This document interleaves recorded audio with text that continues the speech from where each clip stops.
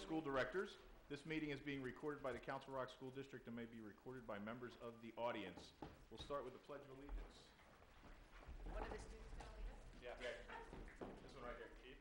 I pledge allegiance to the flag of the United States of America and to the republic for which it stands, one nation, under God, indivisible, with liberty and justice for all.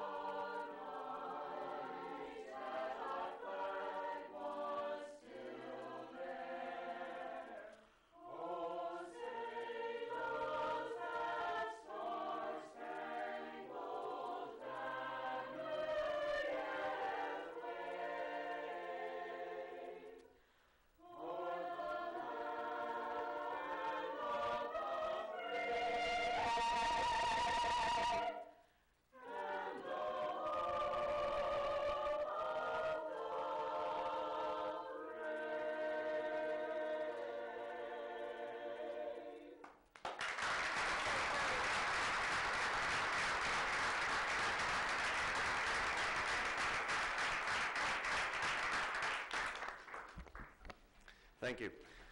On behalf of the Council Rock music faculty, I wanted to take a moment to thank Mark Klein and Joy McClendon for all of their support for music education in the Council Rock School District. Under their leadership, they have provided exemplary staff, instruments, resources, and facilities for our students to receive the very best education possible. As a result of their dedication, our music students have been able to travel the world, represent our school district in Italy, Spain, England, Germany, Argentina, China, Costa Rica, France, and most recently, Greece. Throughout their tenure, Council Rock has been recognized as one of the best 100 communities for music education in the nation for the past 5 years. Due to their unwavering support, our students have been able to earn the top chairs in county, district, regional, all-state, and national music festivals. We are all very thankful for the work that Mark and Joy have done for our school district and community. At this time, the members of the music faculty would like to dedicate a special performance to Mark and Joy.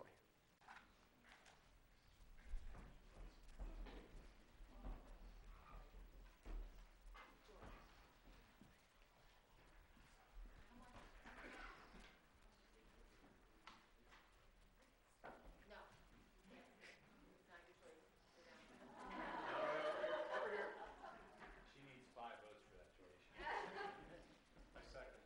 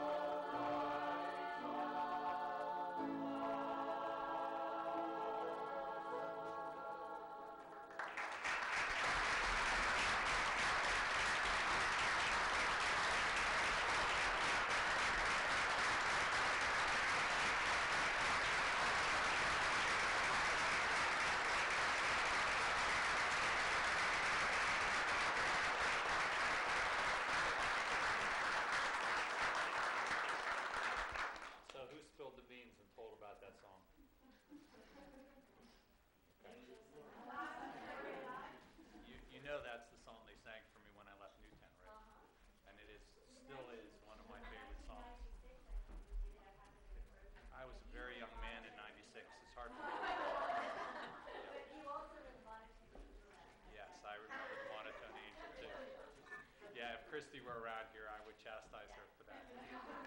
I know on behalf of Joy, thank you so much for doing that. You can't believe how much that meant to me. Thank you, and I know Joy speaks the same. Thank you. Thank you. Thank you.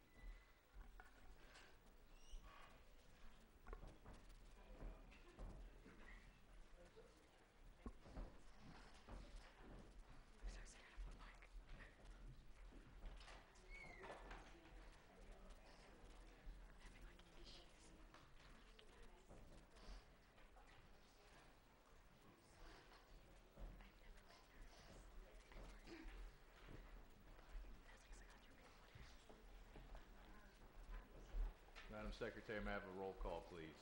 Mrs. Brooks? Here. Mr. Bilick? Mr. Bilick is on family business. He will be late, should be here shortly. Mr. Foster? I'm here. Mr. Grubb? Present. Mrs. McKessie? Here. Mrs. Thomas? Here. Mrs. Sexton? Present. Mr. Block? Here. And Mr. Abramson? Here.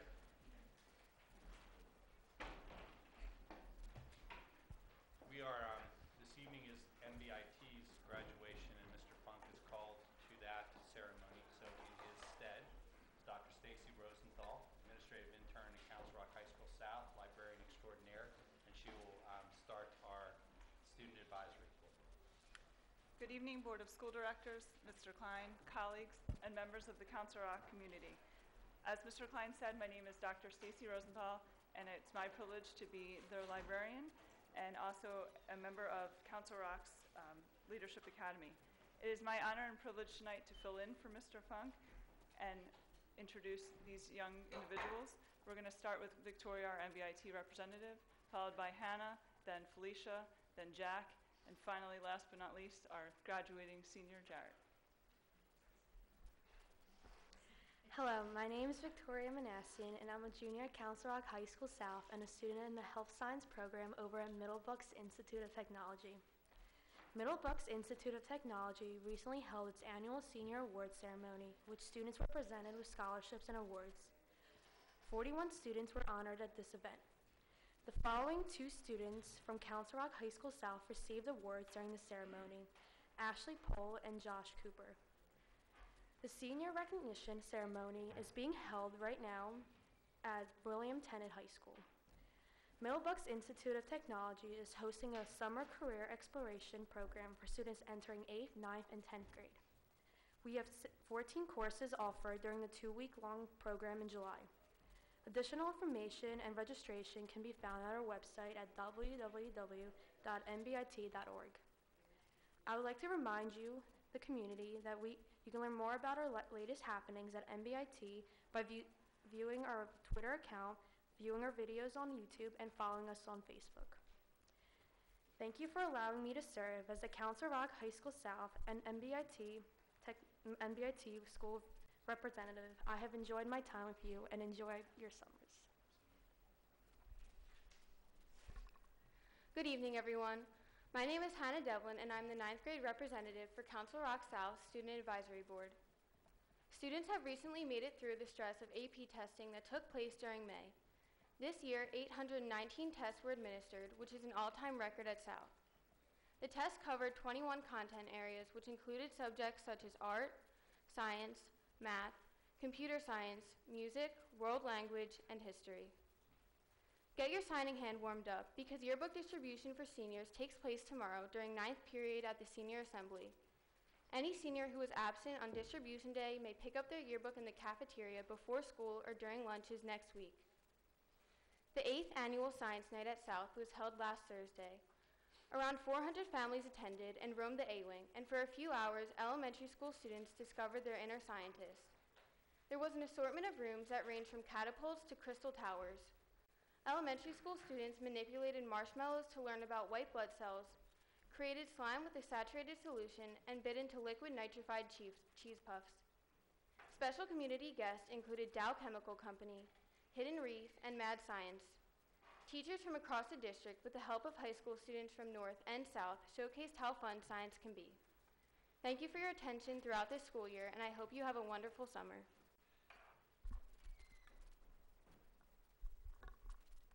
Good evening, everyone. My name is Felicia Wilkoff, and I'm the 10th grade representative from Council Rock High School South.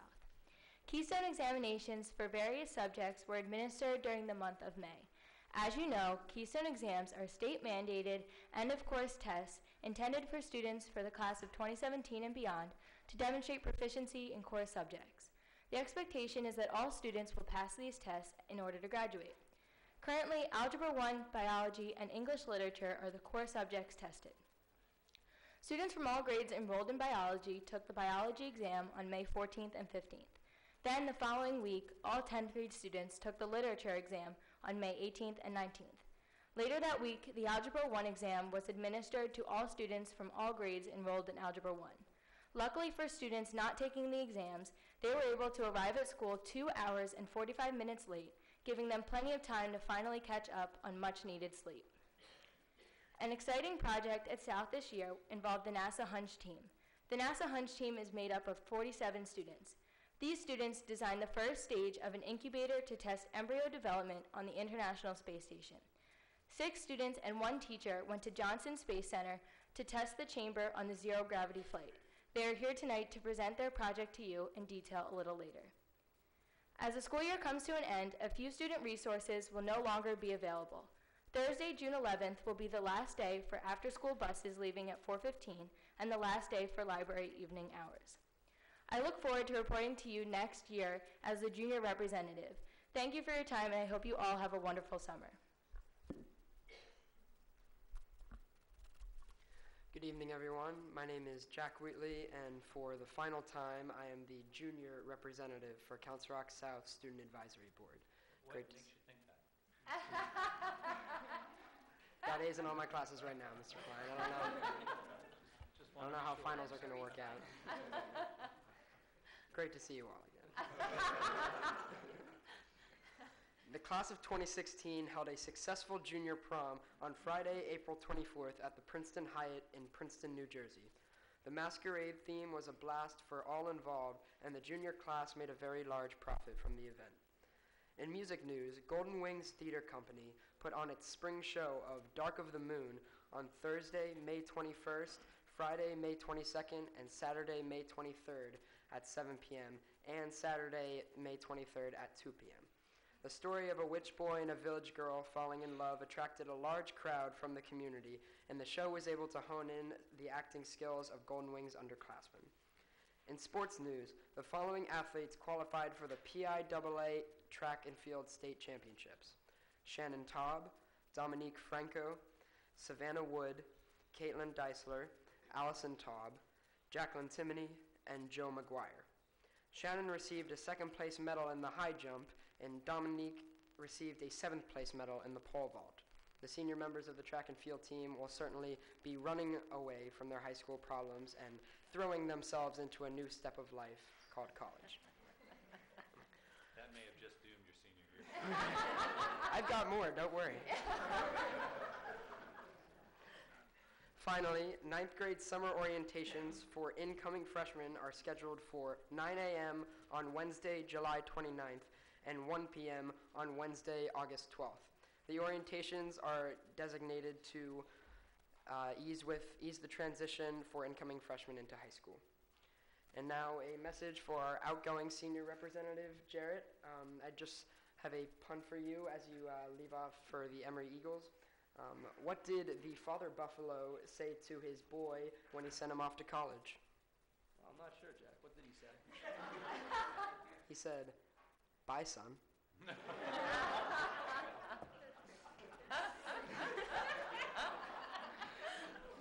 And finally, a message for our outgoing board members, Ms. McClendon and Mr. Klein. You all have donated countless hours to our community, serving us as opposed to using them for yourselves. So I'd just like to say that instead of going into retirement, I do think you both deserve to fall into me-tirement. Thank you so much for your time tonight. I look forward to seeing you for my senior year, and have a great rest of your summer. Well, Thank you, Jack, for that warm introduction. Good evening, everybody. My name is Jarrett Robner, Senior SAB Representative for Council Rock South, and while I'm happy to be here tonight to speak, I'm sad to say that this is my final installment in my SAB career. But first, on to some fun stuff. First, senior prom. Last Friday, May 29th, senior prom was held downtown in Philadelphia at the National Constitution Center. The night was filled with food, dancing, and music, and an overall amazing atmosphere. Well attended and well run, the night went off without a hitch. Please feel free to ask me for my prom pictures. I have no problem sharing them with anybody here. Next up is Senior Recognition Night, upcoming on May 15th, or on Monday, June 15th, excuse me, is South's Senior Recognition Night. At 6 p.m. in the auditorium, the ceremony will begin, in which students are awarded and recognized for their impressive achievements throughout high school in academics, athletics, and extracurriculars. Scholarships as well as awards will be distributed. We congratulate all students who are going to be recognized. And finally, the school year would not be complete without a mention of graduation. On June 17th at 6:30 p.m. in the gymnasium, South will send off the class of 2015 from high school to the next step in life. Student addresses will be given by myself, Melissa Nicholas, and Kendall Oakley to end the year. While bittersweet in nature, the night serves as a culmination of all our hard work throughout our 4 years of high school and is highly anticipated by all. And before we continue, the SAB would like to recognize that tonight marks the end of an era. And I'm not just talking about my own departure.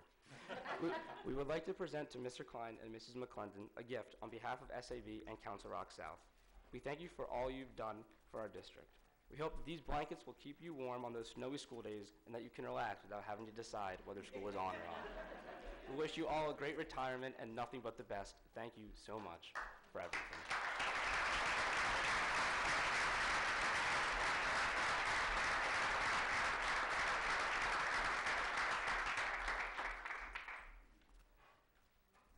I hope you enjoy the gifts. Thank you very much. Are you putting off with your final remarks? I was trying to get away with it, but as tradition goes, the senior SAB representative does tend to give a musical number as they leave, so I've decided to rap mine tonight. Just give me a moment to set up. I'll be supplying the video.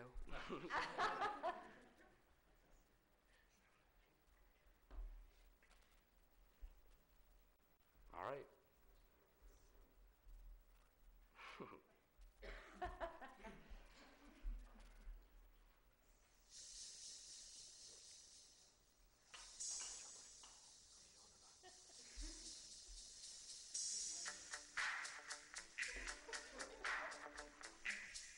Yo, SAB. Let's kick it. SAB. SAB. All right, stop. Collaborate and listen. Jarrett's back with my brand new injury, reporting on all the school events from fall festival to graduation. Will it ever stop? Yo, I think so. My clients are tiring, and I'm out too. To the extreme, I rock this mic like a vandal, hearing Jack jokes, making everybody giggle. Speak towards the whole school board. Gotta tell them what is going on at South Newtown. I be rapping right now cause I don't got a vocal bone in my body. Love it or leave it, no matter how it goes. I know Al Funk's got donuts in the morning, and if there's a problem, Klein will solve it. Call another snow day so we can go to Snowman. S-A-B. We talking S-A-B. Just a little S-A-B. We talking S-A-B. Now that the school year is over, with finals being taken and graduation practice, can't be quick to leave still making memories. I'ma miss everyone. I'm down south at Emory, missing speaking at the school board. South has treated me so very well, but it's time to go. I gotta roll. Onward to college.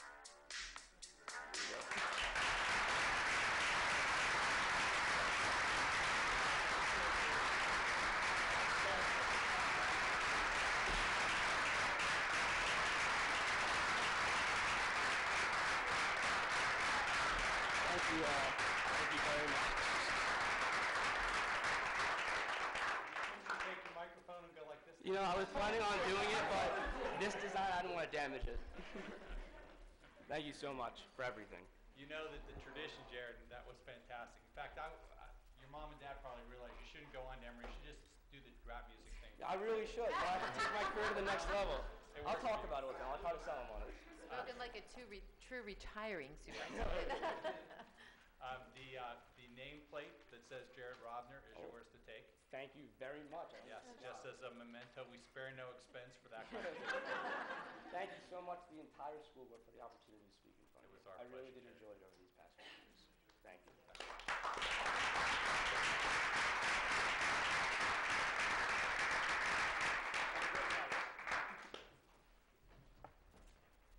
That was great.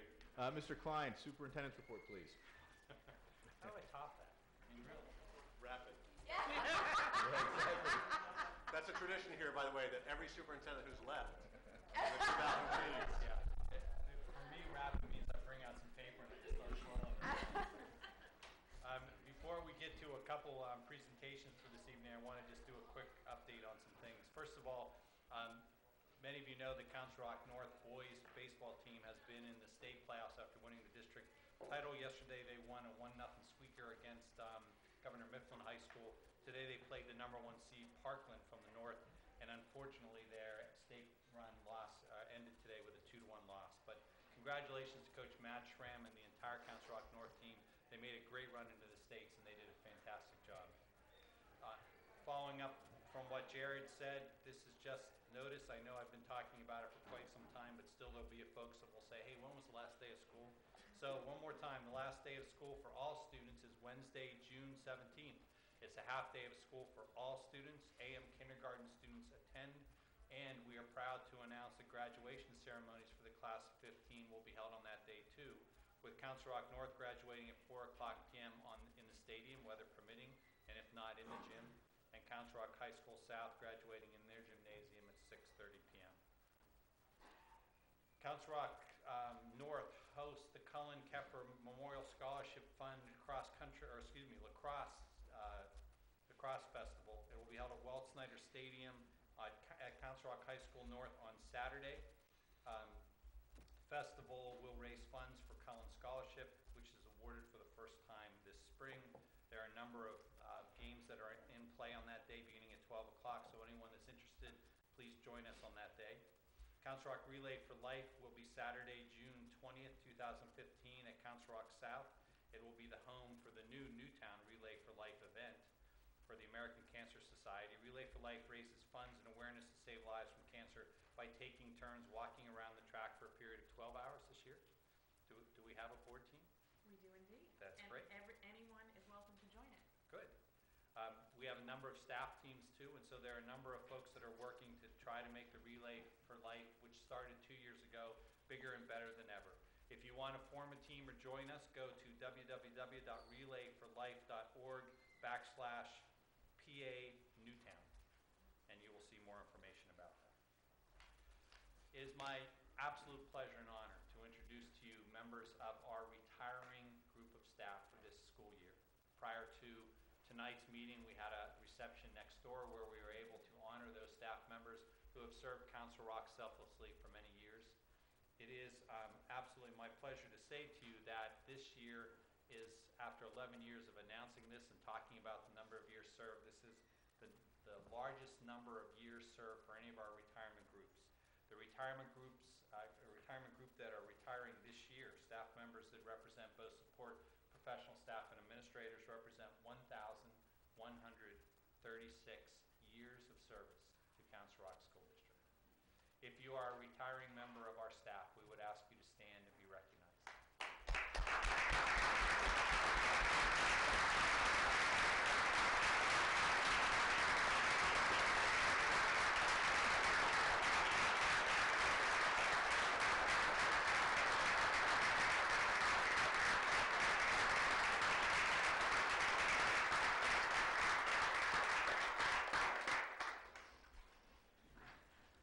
Thank you all for joining us this evening. Mr. Klein, if I could, I'd like to continue with the retirement theme. Tonight I was contacted by some of the members, our collective PTOs, and they had wanted to say a few words. So if Joanne is here with the rest of the group.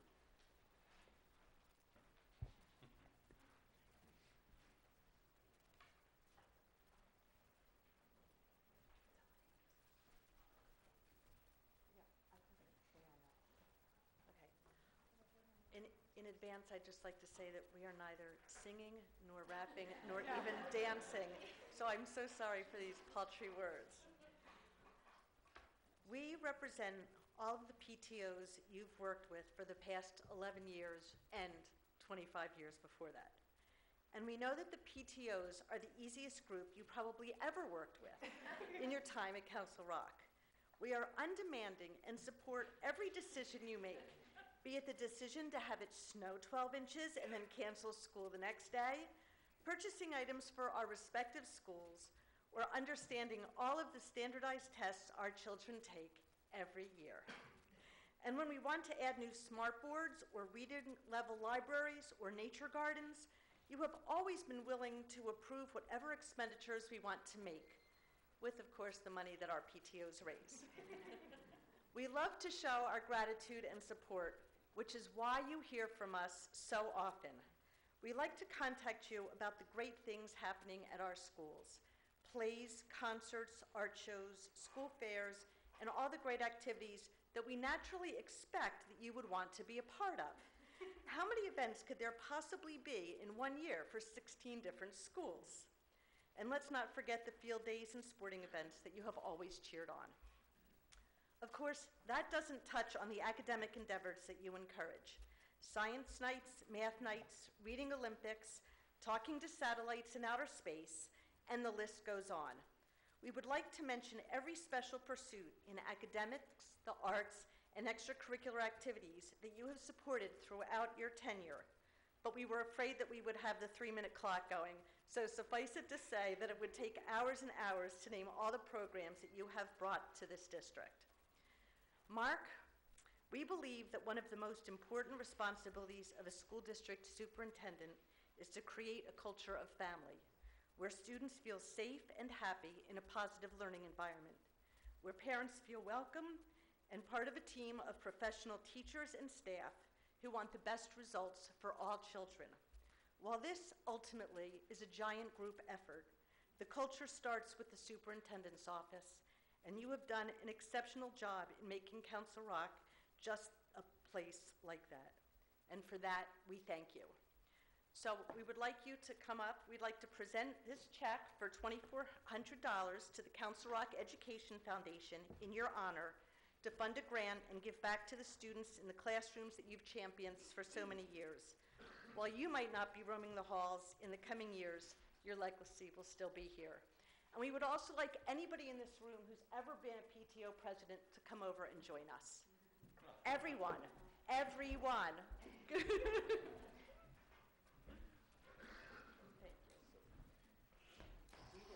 Can I cash that? No. It's the token, I guess. Give it Yes. back.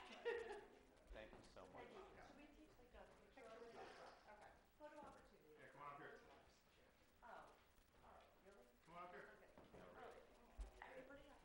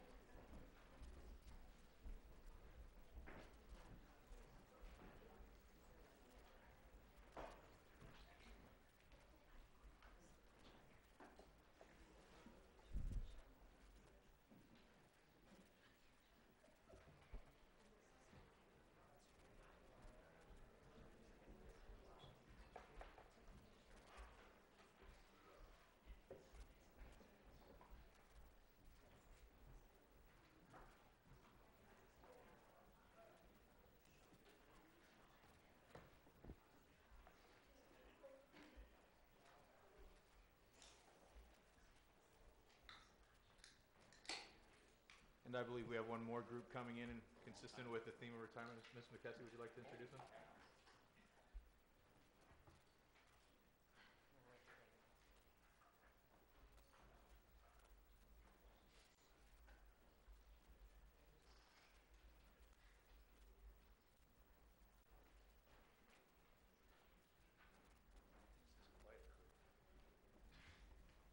Will Rick be coming to the...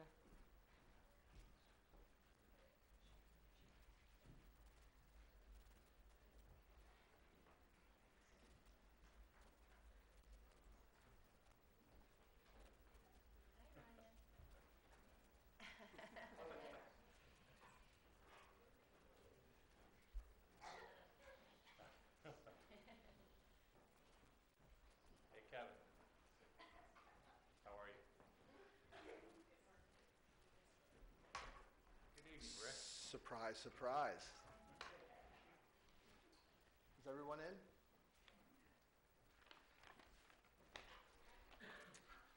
First, I want to thank Kyle McKessie for helping us set this up. We couldn't let this moment go by. So you'll have to, public comment, Rick Leonetti, Richboro.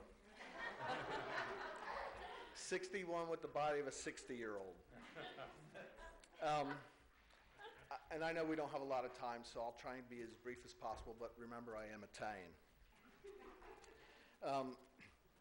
What year did you start? 78.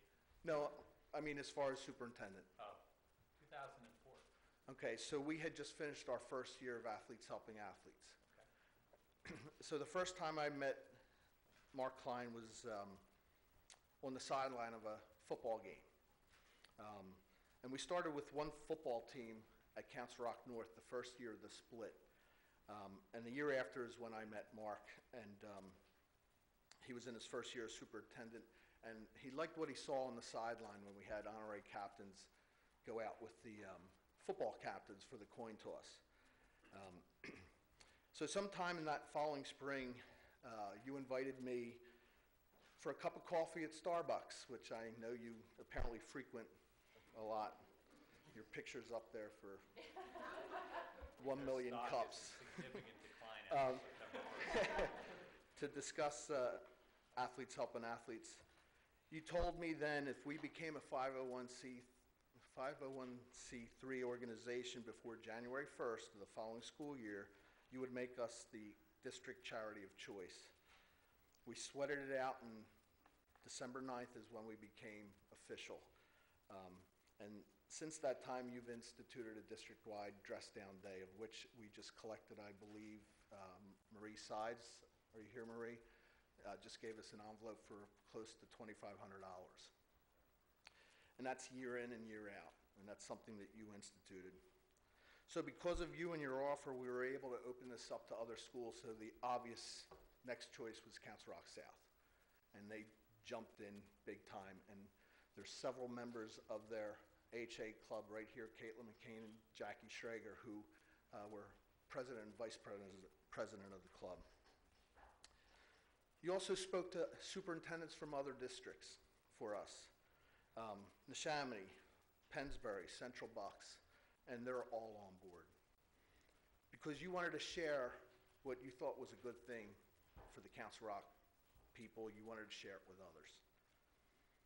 We now have 27 high schools with multiple sports instead of just one football team.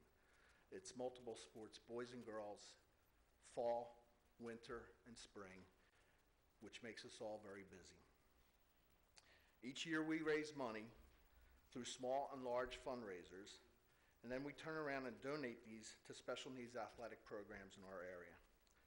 This past year we raised and donated over $48,000 to 12 different special needs athletic programs.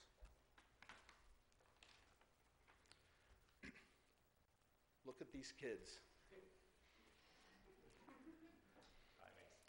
This is just a small sample. We were told we couldn't bring too many people. There was a long, long line of people that wanted to come tonight to honor you. because of what you've done for us. I've also asked members from the original football team in 2003, our youngest son, Brian Leonetti, Mark Irwin, and Mike Weinstein. They still volunteer to this day. They're 30 years old. Some are married, one is engaged, one is expecting a baby, and I have a feeling they'll be involved too. As I said, we have current members also. Mark, you're a man of character, integrity, and compassion. This quote is from Dan Griesbaum, because he couldn't make it tonight because Council Rock North is playing in a state playoff game, baseball. He said, you welcomed and celebrated diversity so that all children would be acknowledged, honored, and rewarded. You're a true gentleman. Each year, our AHA board nominates someone who has gone above and beyond for our organization. And Mark, you were nominated by Jennifer Dunleavy, who's a second grade school teacher, special ed teacher at Soul Finestone, and a member of our board, and the vote was unanimous. The award states that you are a 2014 Person of the Year. However, in our eyes, it's a Lifetime Achievement Award, as we would not be where we are today without you and your support. With this award, we will make a $2,000 donation in your name to the special needs charity, athletic charity of your choice. We also wanted you to have an AHA hoodie in your alma mater colors. And there's also a navy blue and white t-shirt in there for Penn State. You?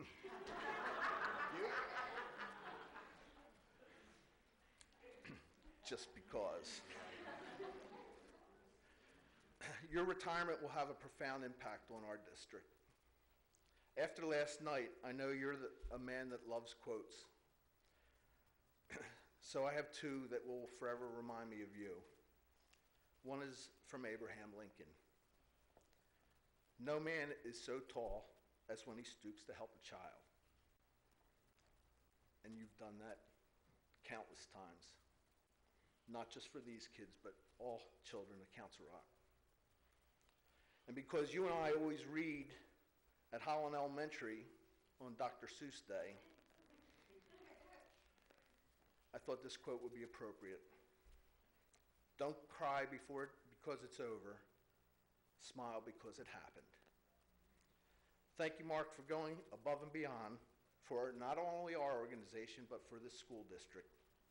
We wish you and your family the very best because you deserve it.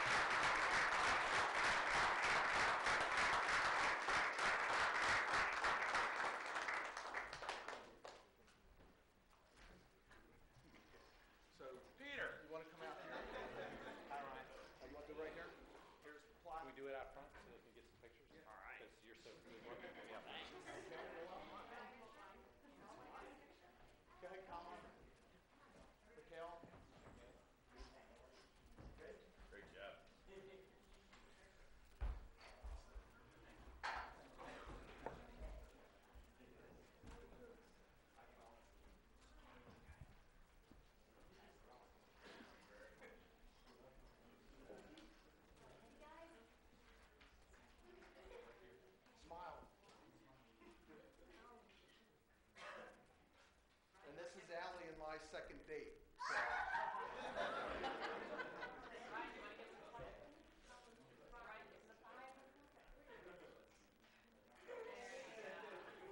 Look at the camera.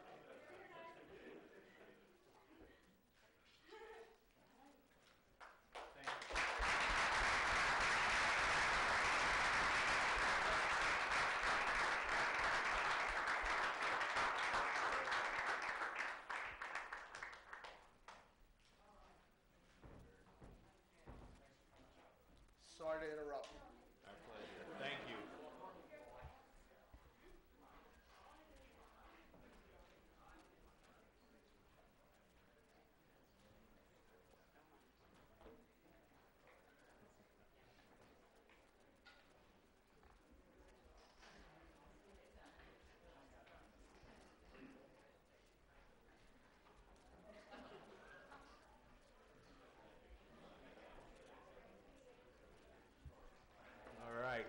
forward now with the guys from NASA and all the fancy equipment out in the hallway. Mark, we'll let you off the hook for now.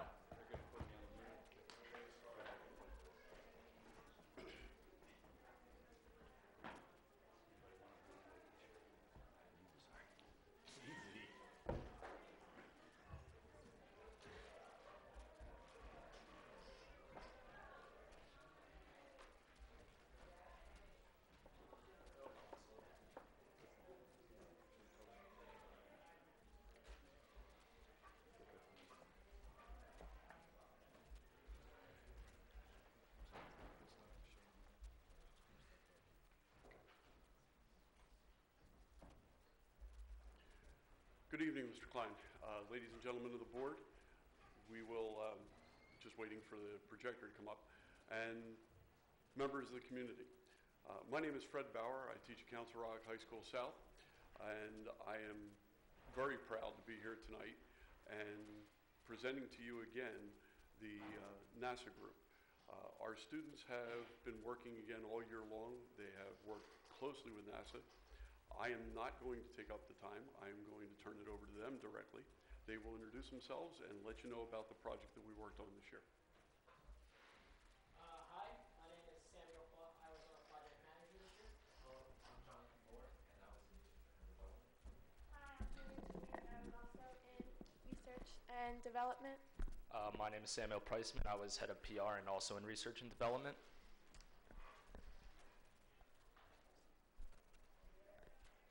So what is HUNCH? HUNCH stands for High School Students United with NASA to Create Hardware. Now there are four divisions of HUNCH. We're in the Extreme Science Division or program, and this is the fourth level of HUNCH, also one of the highest. What that means is NASA comes to us at the beginning of each school year and they tell us to ask a question. And we decide what that question is, and then we pursue that question and design, test, self-fund our experiment, and build it, and then eventually we head down to Houston, Texas, and fly our experiment on the Weightless Wonder, the C9 zero-gravity plane. So this is just a small list of how HUNCH and Council Rock interact with each other, whether it's in the science department, technology, the engineering, or the mathematics. Just flip it right through. This is just a few ways in which we interact, or our students interact and learn with STEM, which is something that I'd like to say we push very heavily in our district. So this year for HUNCH, we decided to focus on VIBE, which is called Vibration Isolation Box Experiment. And our focus was to create a harboring device that would be able to bring fragile cargo up from Earth to the International Space Station. And we wanted to create an incubation chamber also so we can bring embryos up into the International Space Station to see how they develop in zero gravity.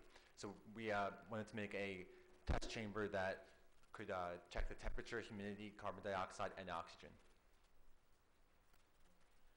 So we created two model systems, what we call our spring system and our memory foam system, and this is one of the systems right here, just so you have an idea of relative size. What this is we have 4 springs or 4 blocks of memory foam that go on each side of the internal box.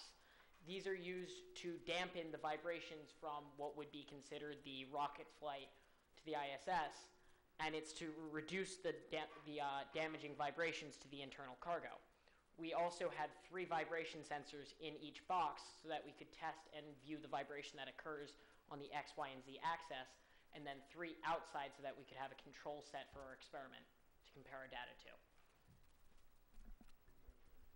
So we went to Houston and we tested our experiment on NASA's microgravity plane. And we found our memory foam box to reduce vibrations by 22%, and we found our spring box to reduce vibrations by 61%. So this is not meant to be just a one-year project. This is meant to be a multi-year project. This year we focused solely on the anti-vibration portion of our experiment. We're hoping next year to be able to expand this project into a full embryonic development incubator system. But this project can also be expanded into a different direction of a protective item transfer, because it can not only reduce the vibrations of an egg, it can reduce the vibrations of any fragile cargo. as a fringe benefit from last year's experiment, we studied capillary effect in zero-G environment. We were contacted by NASA to continue our program, and we were put in touch with and asked to participate in the SELIR experiment, which is held out of Portland State University. They just installed a drop tower for testing zero gravity and capillary. NASA was so impressed with our experiment last year, they recommended us to their site. We have been working all year long on designing capillary environments and testing them at Portland by basically sending our experiment design specifications out to them. They recreate our experiment in their drop tower and run our experiments and send us the live video feeds back or in the recorded video feeds, plus any data analysis that we're asking for. They've been very happy with us. They have invited us back again next year. We're 26 seconds short, Mr. Klein, so we're okay. If there are any brief questions, we will be happy to answer them. But I can tell you this. If I eliminate the entire experiment, if I eliminate what these students have done, and all I tell you for the next hour is their experience and how they made us so proud down there, you would not believe how well that these students interacted with astronauts on a one-to-one basis, engineers from NASA. They were invited to facilities that none of the other 16 teams that have been accepted to across the country were in. So these students got a behind-the-scenes tour, behind-the-scenes experiments with astronauts and with the flight engineers in Houston that is beyond belief. You should be very, very proud of them. And there are 47 on the team. 2 of these were on the flight crew and 2 were on the ground crew, which without the ground crew, the flight crew could not have gone up. Thank you very much for your time.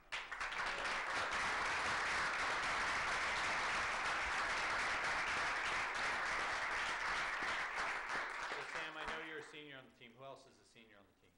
Could you just tell? Joey, I didn't know you were a senior. Just like yesterday, you were a kindergarten kid.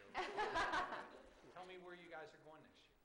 I'm attending the University of Alabama for a double major of aerospace engineering and physics. I'm attending Drexel University for mechanical engineering. I'm attending the University of Vermont for mechanical engineering and material science. I'm attending Penn State University for mechanical engineering. Fantastic. Hey, could I ask a question?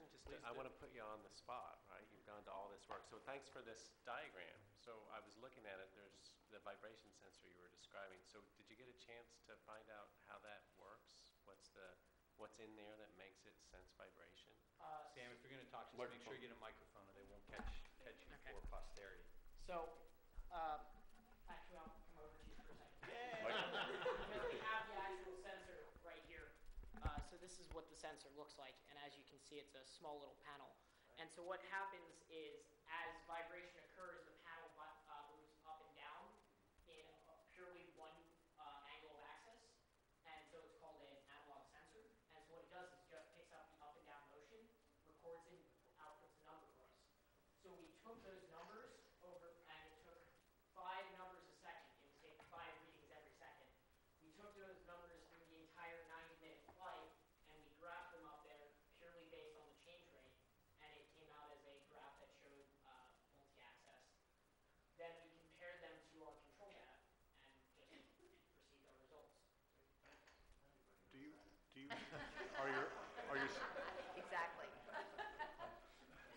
It's not rocket science. Oh, I'm sorry. Are your springs And now for the rest of us, please.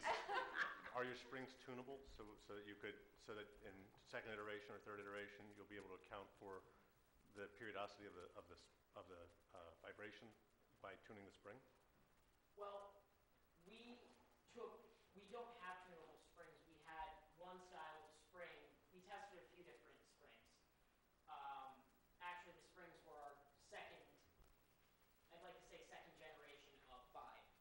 The first generation used what we called silicone gel mounts, and they had a K value that was too stiff to actually dampen the vibration. These springs we found in a Hasbro toy to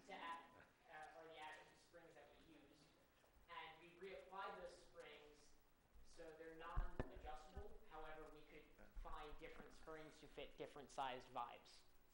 Sorry, I should have been talking into the Sandy, I microphone. think you've got a pretty dynamic voice. It might carry. I think it's okay.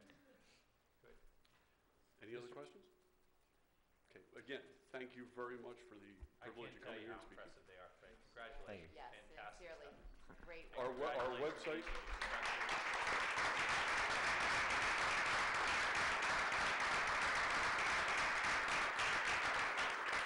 For people Sam who are Grossman. seeing this at home, outside the boardroom was actually a display table with all of the different information and equipment they used as part of their NASA Hunch program. And you kindly called it, what, the zero-G machine, but there's a more interesting name for it called? We like to call it the weightless wonder. Okay, but it's called other things, right? Yes. Good. So thank you very much for bringing all that information to us, too. One last question. Students flew this year. we took 6 students down, 4 students flew. We were the only team to have 4 students that were asked to fly. All the other teams were 2 students, and there was another team that was 3. But these guys, as NASA likes to see, prepared for worst-case scenario. So in doing so, we were only supposed to fly 3, but because we had people that were under flight status, they filled in on a slot that was available at the last minute. So they really did a good job preparing everything for the flight and for the experience. And thank you for your leadership in this program. Absolutely. It's a point of pride for the district, really. It's my pleasure. We're hoping to be able to continue this for a long time. Thank you. Congratulations. Thank you. guys. Well done.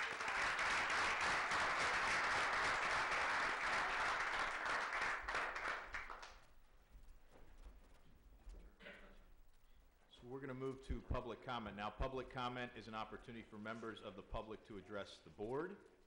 We would ask that you limit your comments to no longer than 3 minutes. Please consider the fact that there may be young children in the audience who are watching this broadcast live on CRTV when speaking.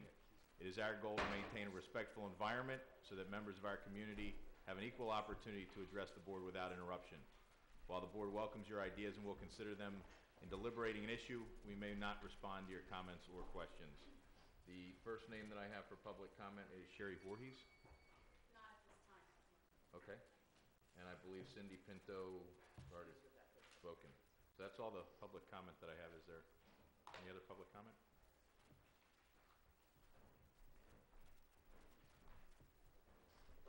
Good evening. Marilyn Scarpa, Newtown Township. It's a difficult night. I mean, I don't think there's a dry eye in the house. I would like to just briefly repeat my comments. I'm not going to repeat the exact comments, and I'm out of quotes. No more quotes. About Joy and Mark's retirement. Joy,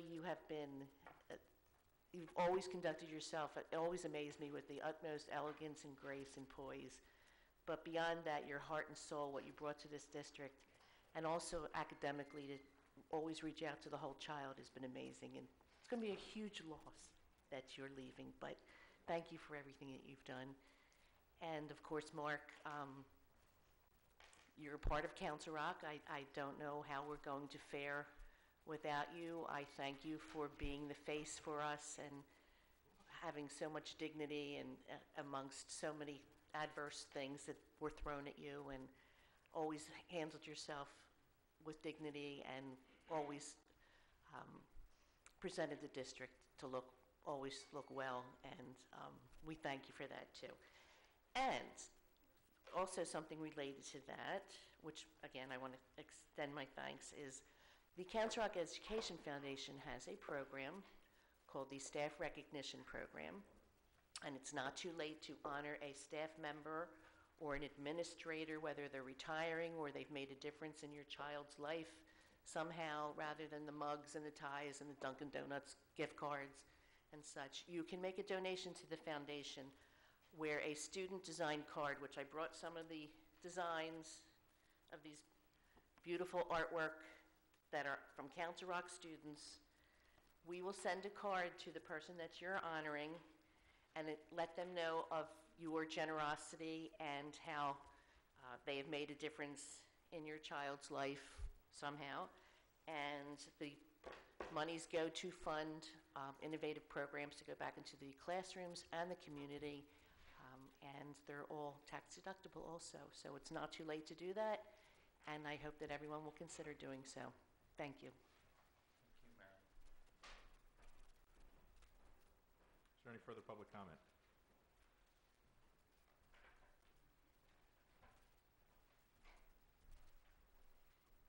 My name is Joey Rubino, formerly of Churchville. And Mark, we go back a long way. And there's nothing more meaningful than I can say from both Sheila and I. Thank you. Thank you, Joe.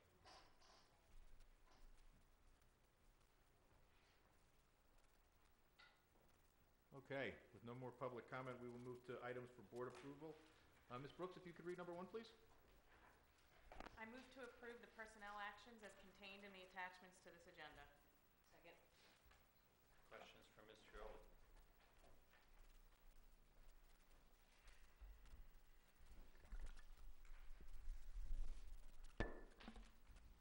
I have a question in reference to these actions as they relate to the budget.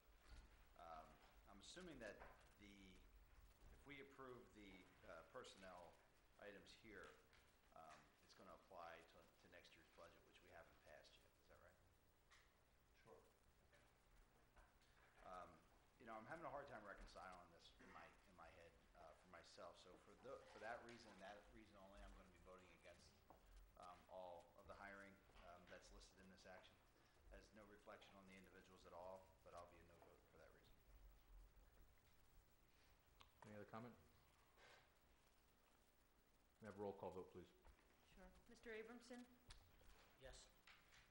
Mr. Block? Yes. Mrs. Brooks? Yes. Mr. Bialik? No. Dr. Foster? Yes. Mr. Grubb? Yes. Mrs. McKessie? Yes. Mrs. Sexton? Yes. Mrs. Thomas? Yes. If I may, just as an interlude before we move on. Please. Part of the personnel action this evening was the appointment of a new interim principal for Richboro Elementary School, and I would ask Ms. Trioli or Mrs. McClendon, who's going to do those honors, Ms. Trioli, to do that introduction for everyone, please. Good evening. It's my pleasure to introduce Dr. Danielle Jordan to you. Dr. Jordan has been an emerging leader in our district for some time, and in that capacity, I've had the great pleasure of getting to know her and working with her, and I'm truly pleased and excited tonight to introduce her to you. Danielle was selected from an internal pool of candidates within our district of emerging leaders, people who have been working with us through the years, and truly a great talent pool that Danielle has risen from. So Danielle, without further ado, welcome and congratulations.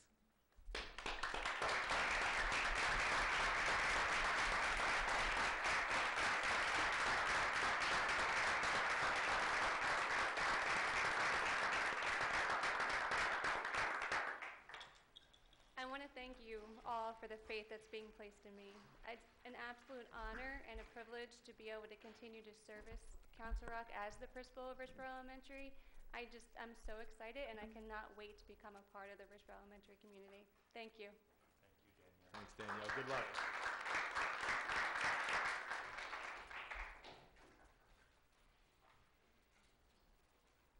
Danielle, should you introduce the person you just kissed?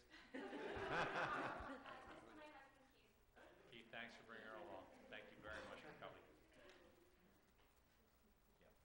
So also, he could not be with us tonight, but I'm pleased to announce that as part of our personnel actions, we hired Mr. Pinero's replacement. His replacement is Andrew Rowe. He is a Ohio State grad. You've got to see the growth in him over the last 11 years. He also has an MBA from Keller School of Management.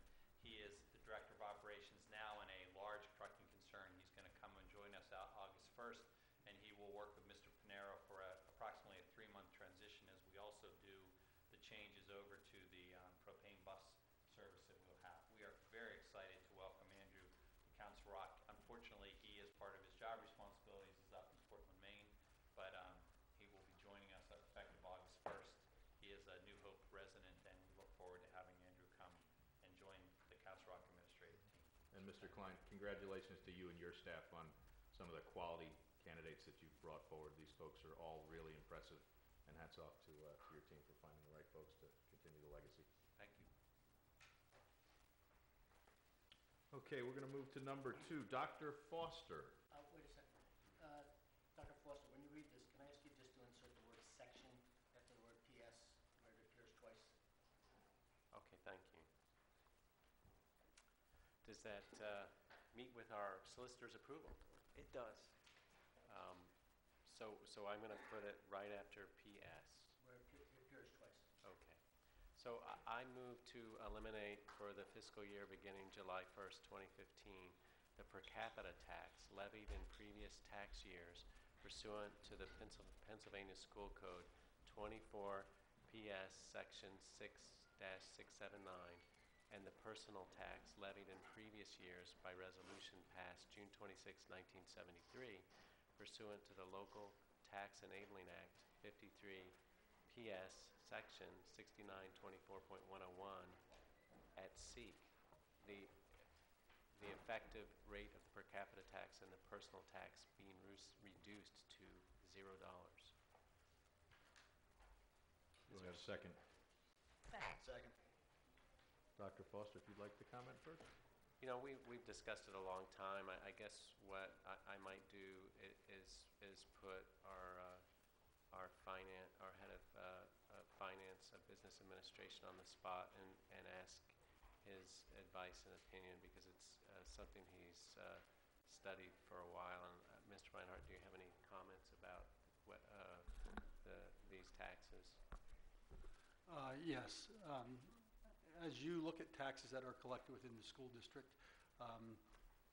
the proportionate amount of the cost for the collection of a $10 tax is significant in comparison to other taxes. The earned income tax, which we pay 1.39% and collection fee. The real estate tax, where every bill that you're collecting is much more than $10. So the proportionate cost of collecting it makes this an inefficient tax in comparison to other taxes. So as you're looking at that, it would be the appropriate tax if you would be able to reduce revenue, and for that reason, that's why this is in front of the board tonight. No, thanks. So, you know, it's been my understanding from your descriptions that if we mail out a tax bill for real estate that's a $4,000 bill, or we mail it out for a $10 bill, basically it costs us the same for each of those bills. It's just one's worth $10 and one's worth $4,000, so that's pretty different cost per bill. It's very different, and it's very different in the whole accumulation of data to determine who gets a per capita tax as opposed to a real estate tax, where a real estate tax is based on a deed that's held at the county and is not transient, as opposed to a per capita tax where people move in and out, and us trying to identify who is now living here and who is not living here is an additional cost also.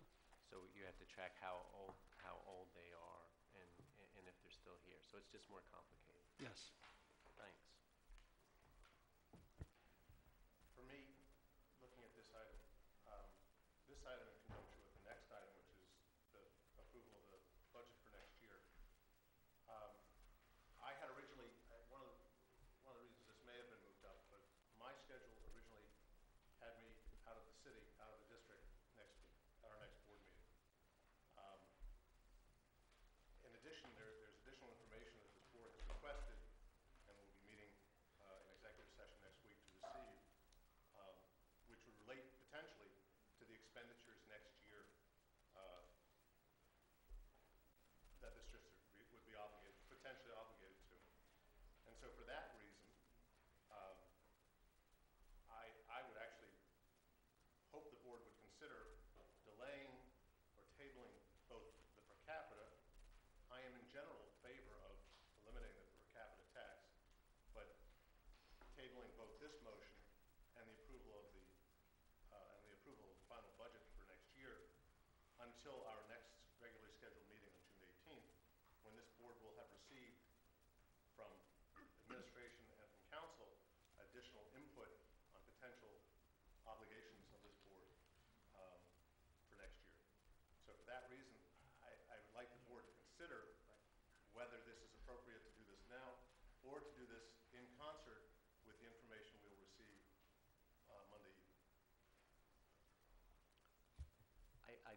not that it matters, but I won't be at the next meeting, so for that reason alone, I kind of prefer to have it at this. I know it's selfish, but I have to say, I prefer not to table either of these motions in addition, because I don't think that additional information really changes the fundamental landscape of what per capita tax is. It doesn't change the fundamental landscape of what we can do in terms of increasing revenue. We're kind of boxed in. It's unlikely that anyone would vote for a tax increase greater than 1%. I think it's unlikely we would go to 0. So we're in a kind of narrow range of decision making that I truly don't believe that additional information that will come to us Monday will alter that landscape of either of these. That's just my opinion. Is there anybody else have like point of view to Mr. Grupp? Yeah, absolutely. I think that the information Mr. Grupp is referring to is significant, and I think it deserves full deliberation and been discussing certainly item number 3. Do we need a motion to table? It would be. That's what I was waiting to see if there was any other. It would be the board. The Council Rock board has typically framed them as motions to table. It would be a motion to postpone indefinitely, which would basically take the per capita tax motion off the table. Do you want to make that motion, Jim? And then so there would be a motion to postpone indefinitely. Mr. Bialik, you would second it if you I'm happy felt to that make was that. appropriate, and then there would be a vote on that motion. I'm happy to make that motion. So I make a motion to table indefinitely item number 2 and item number 3 on the agenda this evening. I'll second that. Is there any discussion? Just forgive me, Yeah. is it possible to separate those out? Do they have to be done together? Because I would vote yes for the, doing away with the per capita tax, but I can understand the weight for the budget itself. Mrs. Sexton, I think for me, I think we could vote it around, and if it fails, then we can immediately remake the motion to not table the one for the per capita and let that go through, and then make the motion immediately after. Yeah, why don't we do that? Because I am of like mind with Ms. Sexton. I believe that we can vote on the per capita, but the other piece. We can vote on it now, Yeah. around the table, Yeah. and see where it goes Yeah. as a whole. Well, then I'd have to vote no Right. when So I listen, mean I'll yes. make, let me amend my motion. Please, if you would. To table indefinitely item number 3. We haven't gotten there yet, We so. don't have to say it. Oh. You just want to So you make a wanna motion withdraw- to you wanna- table. So you want to remove your motion? You can withdraw your. my motion. Okay. And I'll accept it for Okay. the purposes of discussion. Any other comment on the per capita tax? For me, I'm so sorry. Mr. Grupp, For me, please. the two go hand in hand. While I appreciate it as an inefficient tax, and I'd like to get rid of it, without knowing what the obligations are of the district to be decided in 2 weeks and to be known to us in 5 days, it seems this item collects $450,000, or approximately 1/3 of a mil. And so to say today that we will not collect it this way means that we will collect it as property tax, which will, over time, go up, because property taxes go up. So this is a one-time, it's a known fee. I think Mr. Bialik had said in a previous public meeting, and he was correct, I hadn't considered it in that sense, this fee has been the same since 1973.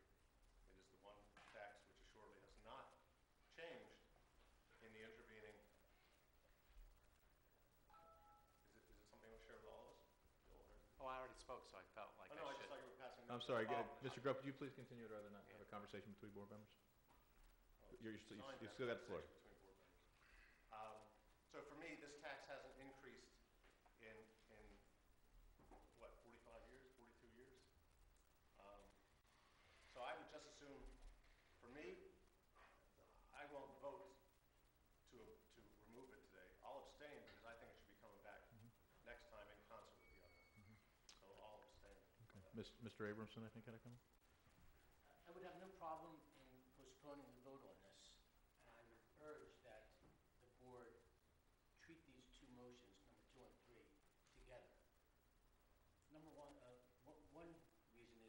don't know the next time this comes on the agenda.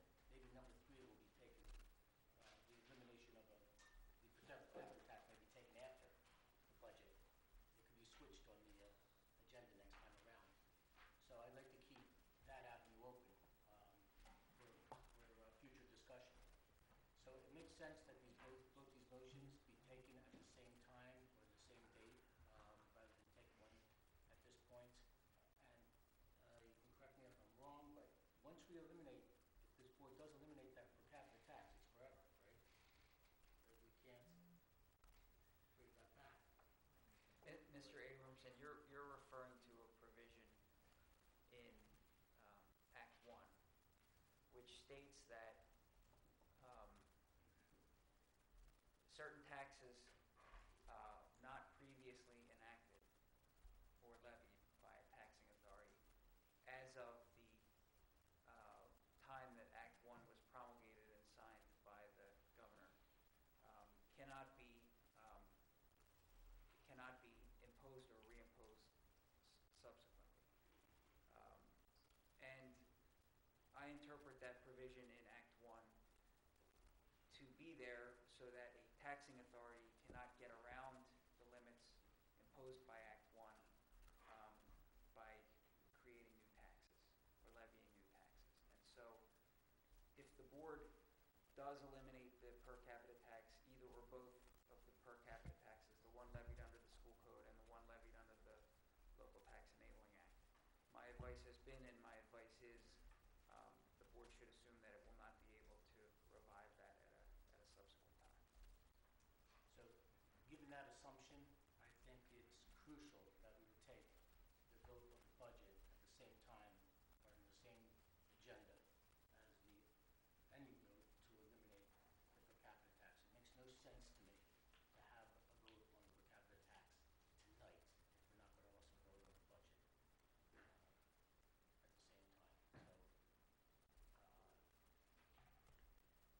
So I would urge that we do put them both together or postpone indefinitely. Ms. It would have Thomas? to be until the next meeting anyway, so it's technically not indefinitely. So I'm somewhat neutral on postponing it or not, but there's a fundamental error that I feel about the idea that eliminating this tax causes this tax to go up.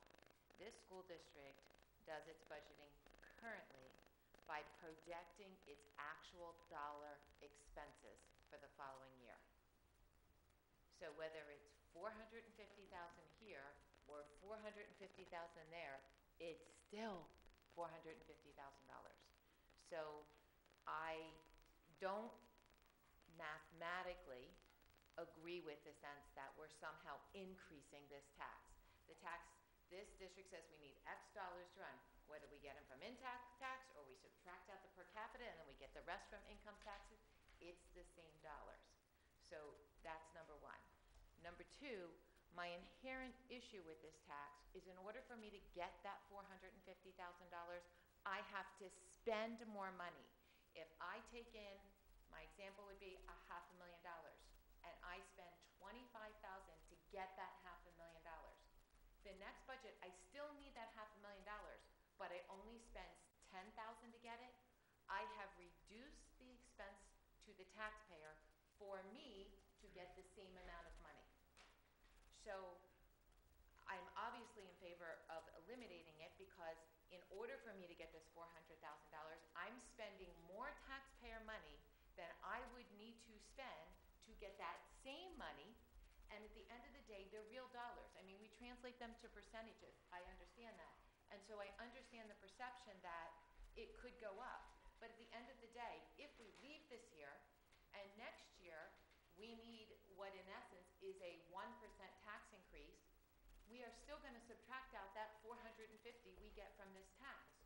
If we put it in, we're still going to need the same percentage. In fact, if you really go down the law of percentages, you need a little less percentage. So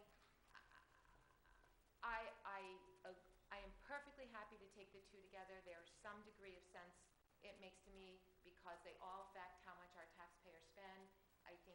makes logical sense to communicate with the community. But because of some of those other things, I just want to, at least for me, that's how I view the dollars. And I actually view eliminating the tax, saying, I'm going to charge you, I mean, it's not my money, it's the taxpayers' money. They're going to give us X number of dollars. If we have to spend 4,000 of it, I don't, whatever the number was, collecting it, but next time I collect that same number from them, I only have to spend 1,000, I've just saved the taxpayers $3,000. At the end of the day, I have the same dollars.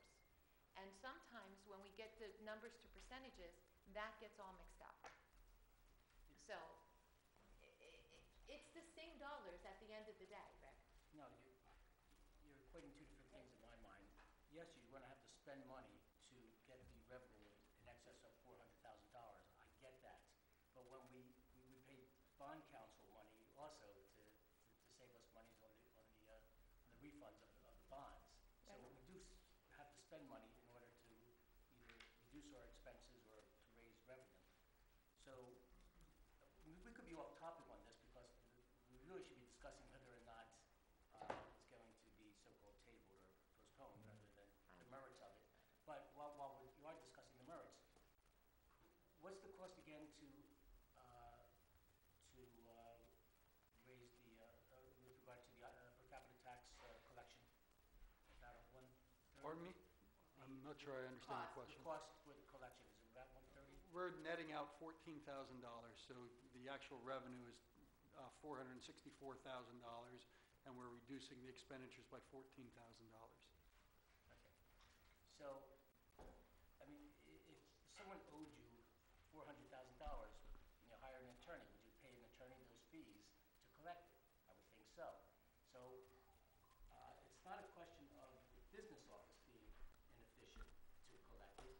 I think we all agree that they are efficient. The argument I hear made is that it's inefficient because of the proportion or the percentage of the cost in relation to the revenue. But again, the revenue is real dollars, and this is not the year that we should be giving up $400,000 in revenue with everything that's going on between renovations and construction and Peter's contributions and some other things that we all well are aware of. This is not the year to be giving up that kind of money, $400,000, especially in light of the budget that we're going to be passing. So I would strongly urge, again, I would say either you can postpone this vote, or if we're going to have the vote tonight, I say it makes sense to vote it down. Maybe another year you could have it, but vote it down. Even if you wanted to take that $400,000 out of the fund balance and you wanted to equalize it that way, so be it. So be it. But at least you're leaving that revenue stream intact for this year. You can bring it up again next year. Take the money out of the fund balance if that's what you want to do in order to equalize the effect. That would be fine. But do not cut us off from that revenue stream. I'm sorry, Ms. McKessie, do you have a comment? Certainly, I feel like I said probably this time last year that I would be committed to eliminating this tax or working toward that and revisiting it. I don't have a problem. I will be voting. I feel like I said that's what I wanted to do. I will be voting to do that. And I don't have a problem taking that vote tonight separate from the budget. Do you have comments? I agree. I mean, it was 52 weeks ago tonight that I voted to eliminate that tax last year. I just want to say that the cost of collecting that tax potentially continues to go up. But to Wendy's point, I mean, I think she said it really perfectly. It is a finite amount. It's not a number that increases. It's just being transferred. The other thing is, wasn't the idea that this was not going to shift to property tax, that we were going to use the rate stabilization portion of the fund balance, which it's stabilizing the rate? Like, what better use of a rate stabilization fund would there be than to do something to stabilize the rate to eliminate a tax that is inefficient and makes no sense? So did I get that right? That's how you are proposing to make up that?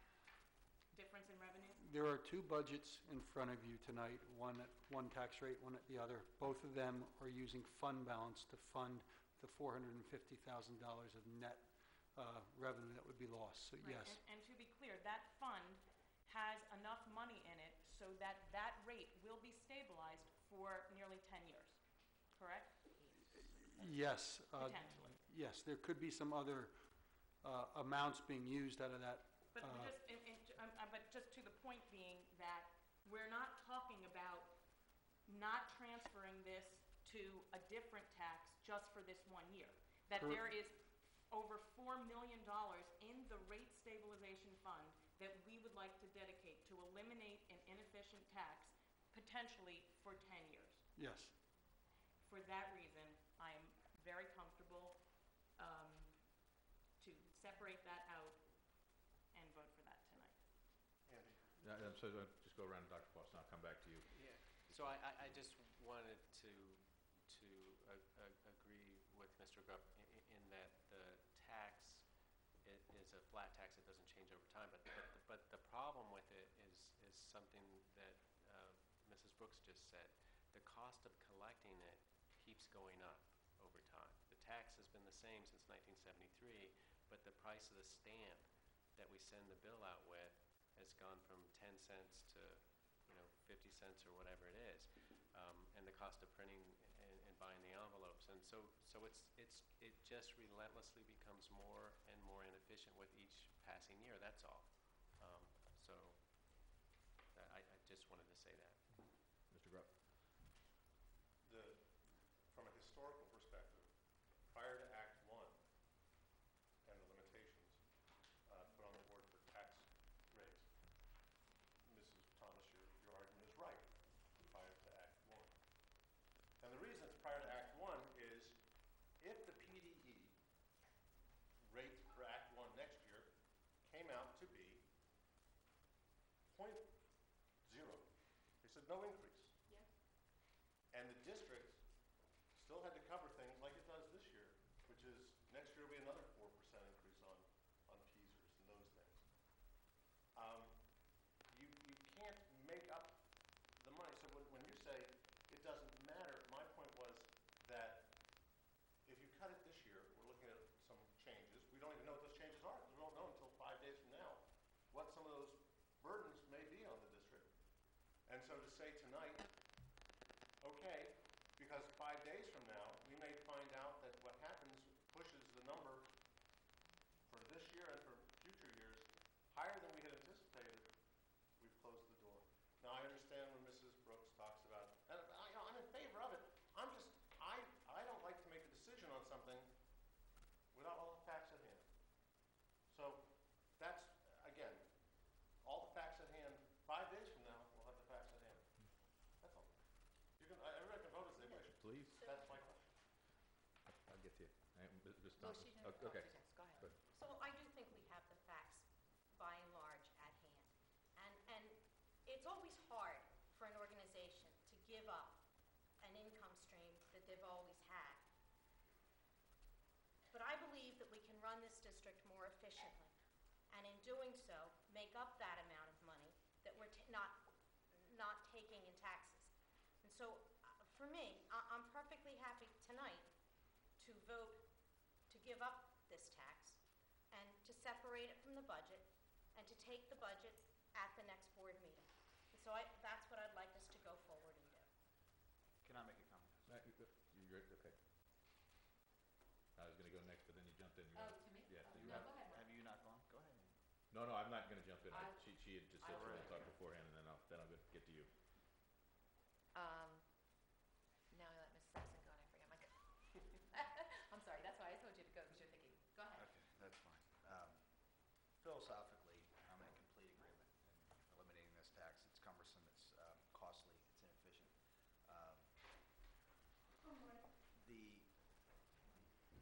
Hi, Nancy. Can you hear me now?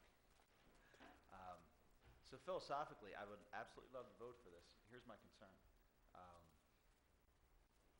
If this motion said to eliminate this tax with a direct offset in expenses, I would be 100% for it. So if we were reducing our expenses by the $424,000, $464,000, I would absolutely be in support of it. But what we are doing is pushing it off to either real estate taxes or the drawing from the stabilization fund, which we can use for other elimination or reduction of tax increases. So it is a shift to a different tax. In addition to that, there's a large portion of our district, Northampton Township, that will still pay a per capita tax. I don't think there's any desire from the township supervisors in Northampton Township to eliminate their per capita tax. Now, that doesn't affect us directly, but it affects our residents that we're talking about there. So they're still going to have to pay this inefficient tax that we're currently collecting now. So if we'd like to amend the motion to say that we're going to eliminate this tax to with an offset of expenses of $465,000 or whatever the revenue is, I'm happy to support it. Absent that, I just can't support it. Philosophically, I'd love to get rid of it, but we're just pushing it off to another area, in my I don't opinion. think you can say that without taking number 3, though. So, I mean, you can't, I don't think we can amend the motion to say that projecting, that idea onto something that's really about the budget. Well, Which speaks to the issue I about understand. putting both off.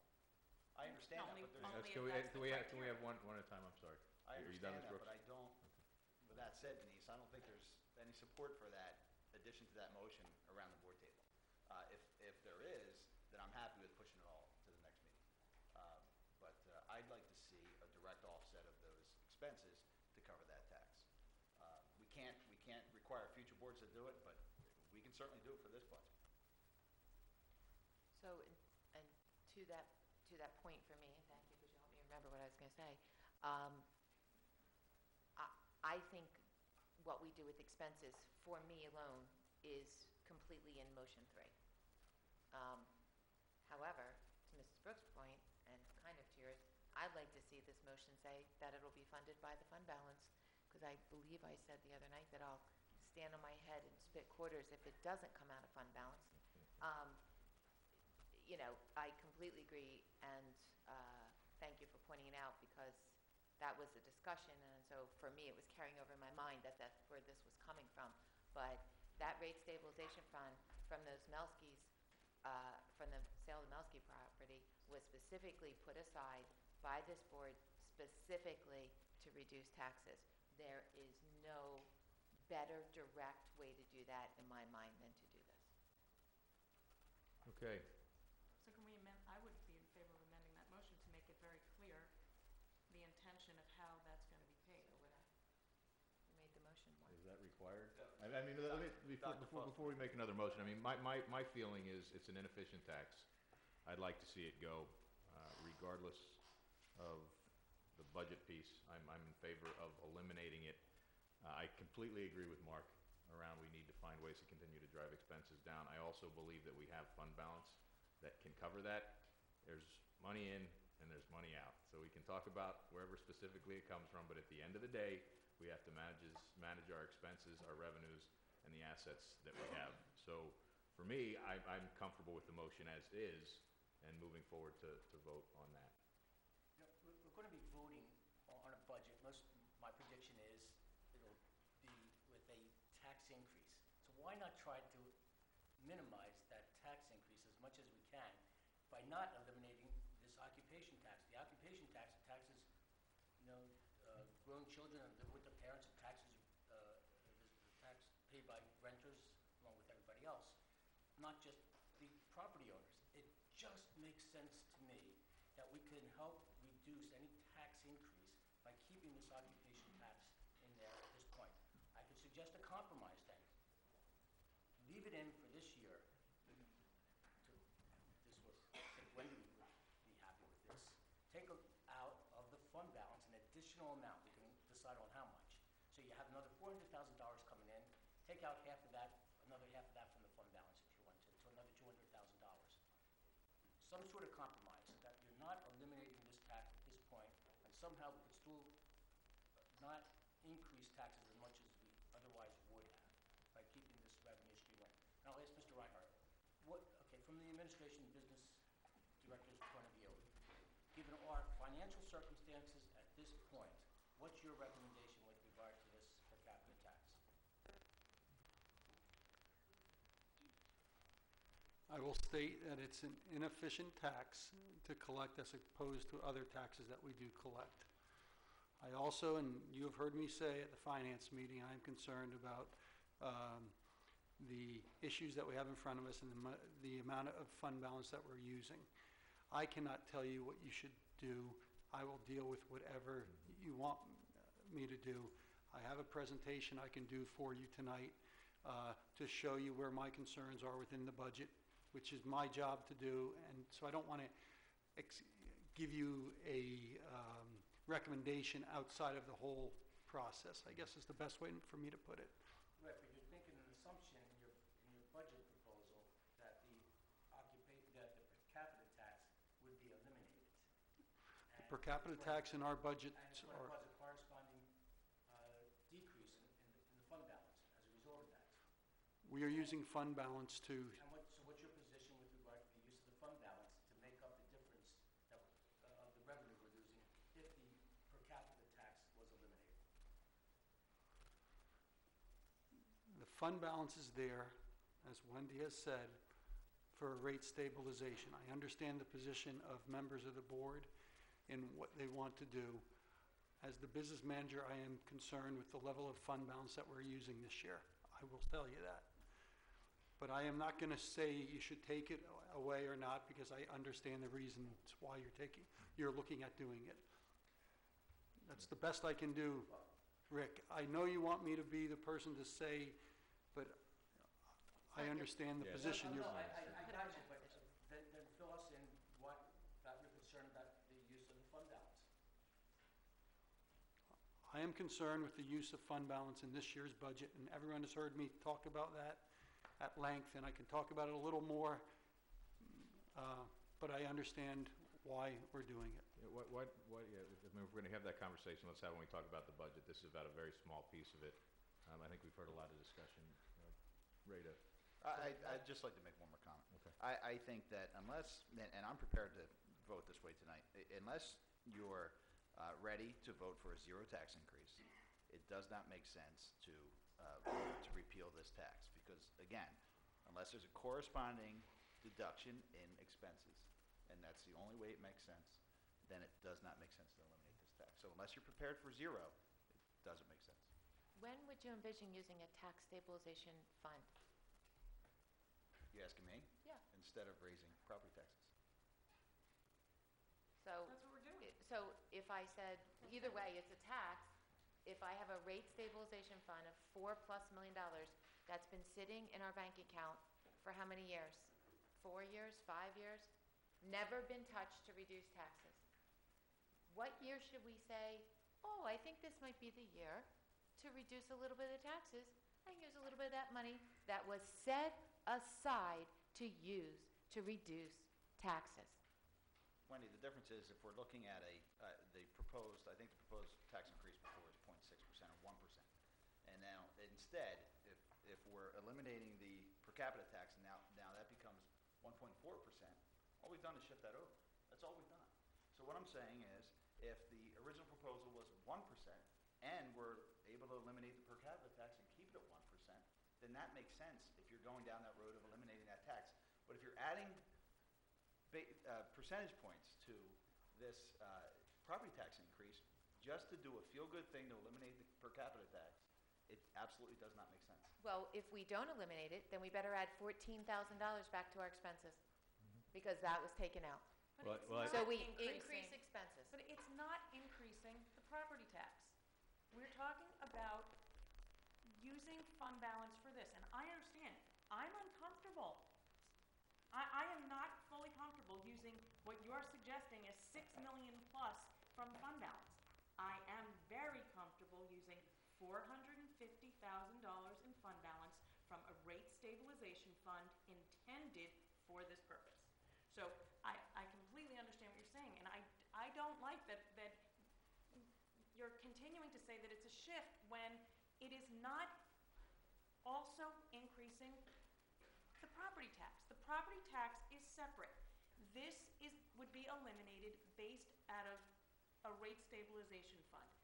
11 years from now, then we have to talk about something else because that rate stabilization fund will have been brought down to zero. So, I mean, I agree with you, Bob. I am concerned. I'm very eager to hear more about what your commentary is relative to fund balance. But we're not talking about, at least for me, your concern comes out of millions of dollars worth of fund balance. Per capita tax is one tiny little piece of it that I believe has already clearly been set aside in our budget for expressly this purpose. All right, so I'm going to ask the Secretary for a roll call vote, please. And the motion. The motion on the floor is number 2 to eliminate the per capita tax. Yeah, he withdrew his motion. Withdrew his motion. So it's still Dr. Foster. Yeah, I'm going to, just because, I let it go for discussion, if it's all right, I'm going to make the motion to table again. I'll second. Well, and honestly, point of order, because I'm not clear on can you make this motion to table while we have a motion that's about to be voted on? Yes, that's when you make a motion. Hang on. Yes, I think the motion to postpone indefinitely, or the motion to table, as Mr. Grubb framed it, with a second by Mr. Bialik, is now the motion to be considered by the board. So there has to be a roll call vote on the motion to table made by Mr. Grubb. And if that vote passes by 4 or some other vote margin, then Dr. Foster's motion is postponed. If it fails, then Dr. Foster's motion comes to the floor for a vote. Okay, so can we have a roll call vote then on the motion to table? Mr. Block? No. Mrs. Brooks? No. Mr. Bialik? Yes. Dr. Foster? No. Mr. Grubb? Yes. Mrs. McKessie? No. Mrs. Sexton? No. Mrs. Thomas?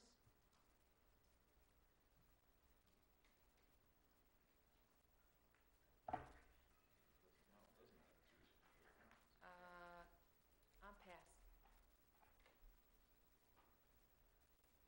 Mr. Abramson? Yes.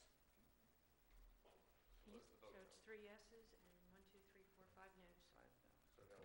So the move to table does not pass. Now we'll move to vote on the motion, Dr. Foster's original motion to eliminate per capita tax.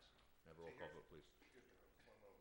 See, for my dilemma with this is that it's a leap of faith that it doesn't affect. I hear what you say.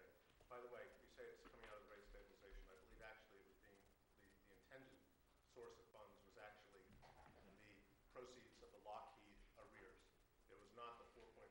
Bob spoke about this. Can I make a point of order? I mean, we had a motion to table. The motion to table failed. Now we're reopening the discussion. I'd like to call the question. Guys, I think we know everybody's opinion. I'm going to go ahead and call the question. Let's take the vote. Excuse me. There is a question before us, okay? Because right now, the incorrect statement was made. Okay, you want to call the question? Then put it around for a vote for call the question. Because the statement was made that we're using the Melski's rate stabilization fund for it. And I'm asking the business manager, is that the fund that we're using, or are we using the Lockheed proceeds? My presentation will talk about where I believe the money was coming. I did not have it clearly defined. I did show it as an additional item along with the reduction in the Lockheed Martin. So you will see that. I did understand that we were considering, should it be available, the additional funds that we received from the Lockheed payment and arrears to be added to the fund that would be able to handle that. Those are all items that are in my discussion that I would talk about, but it's difficult for me to... I'm happy to make an amendment. I mean, we make that decision. Yeah, the dilemma is that you're getting this conversation without the benefit of the second conversation, which was the general budget conversation. It is absolutely true that we've talked, and that's why I'm a little confused too. We've talked in 2 different ways. We talked about using the Lockheed funds, and we did talk about the rate stabilization fund and finance committee, and I don't think there was any clear direction on where we were going to go. So let's listen. That's going to help us. So we voted to table, so there wasn't interested in tabling this motion. Let's vote on this motion.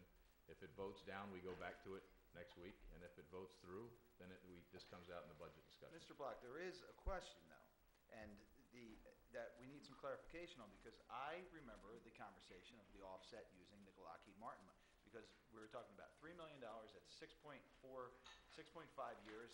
Ms. Brooks was referring to 10 years. These are different, significantly different timeframes and significantly different dollars. So wait a minute, before we cast a vote, because it is, again, I'd like to see the direct offset, but knowing that there's a fund available to pay for it does give me some opportunity to chew on it a bit.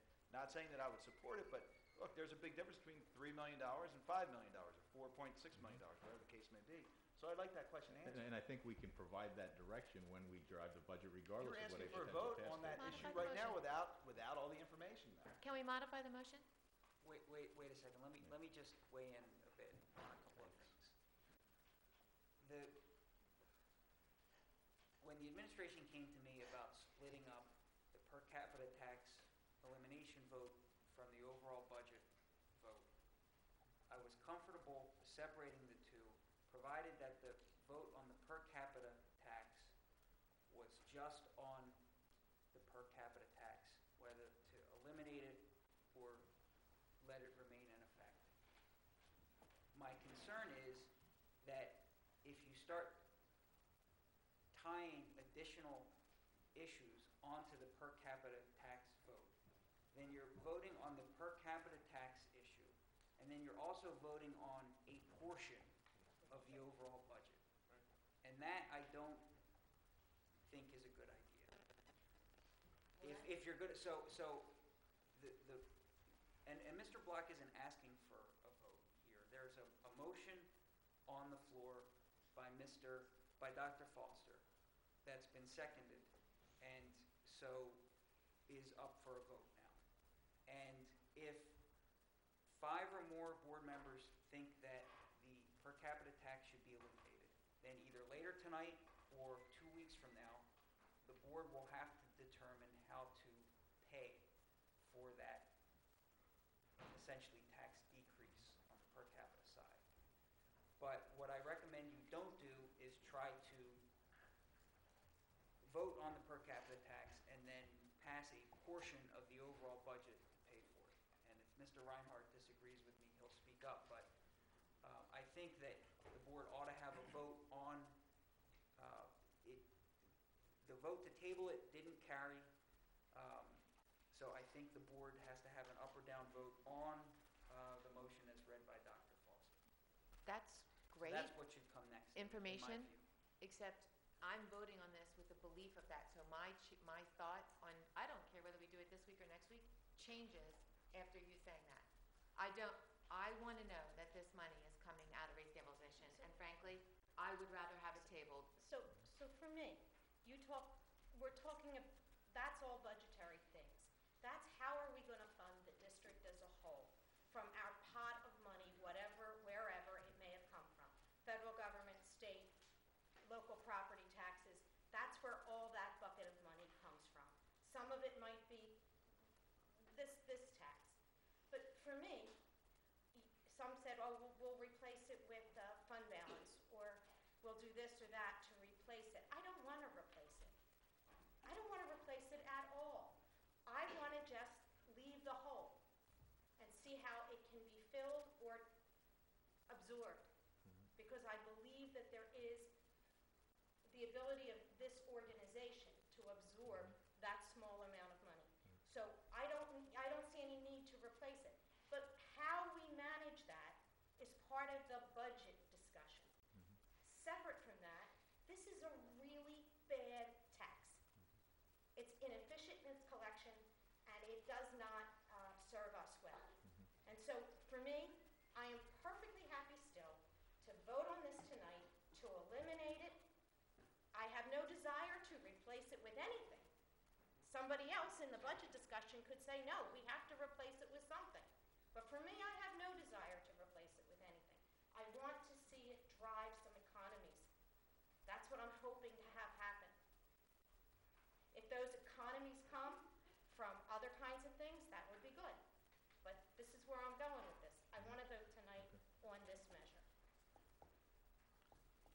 May I have a roll call vote, please? Wait. No, wait, how do we get Right. a vote around here? Can I move the question? I mean, everyone's spoken multiple As soon as times. people get their questions answered, I just, you can have a vote. Is this a new question, Mr. Abramson? Everyone gets Because if you- two I'm sorry, at Dr. bats. Dr. Foster. Are you, Maybe not, but it's something I think I need to know. because you can vote no if Well, I will you're vote no. uncomfortable, so I think let's obviously vote. I'm going to vote no. So can we move?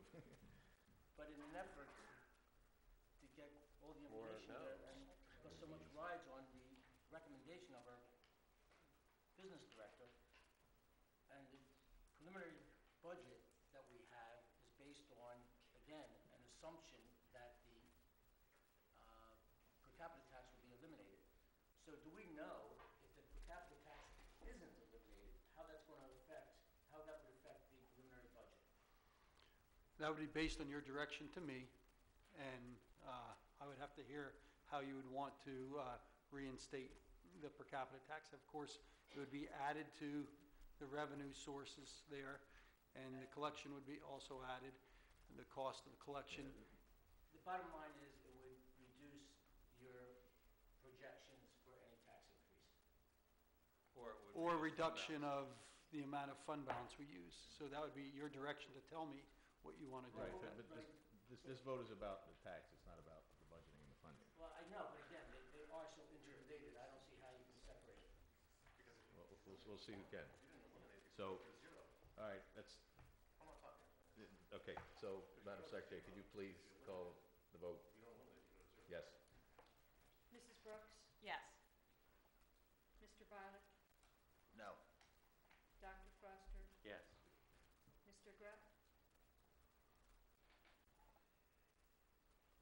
I'll abstain. I'm abstaining because it's the wrong time. It's the wrong time without that information. Mrs. McKessie? Yes. Mrs. Sexton? Yes. Mrs. Thomas? Yes. Mr. Abramson? No. Mr. Block? Yes. So we have 2 noes, 1 abstain, 1, 2, 3, Yeah, 4, motion 5. passes. Thank you. Mr. Bilick, can you take motion 2 together, and then after seconded, I'll give you the floor first to bring back potentially your I'm sorry. question. What are you asking? What are you asking? Read number 3, I'm sorry. Well, we agreed that we weren't going to do three. No. Oh, we don't have to read the motion? Is everybody okay with that? What's that? So did you table it? No one move it. No one read a motion? Yeah. Fine, read for it. Everybody okay not moving that? I won't be here at the next meeting, so that will have consequences on what our budget is, I believe, but that's the way it goes. Would you like to make a motion? I would. Mr. Chairman, I have a motion.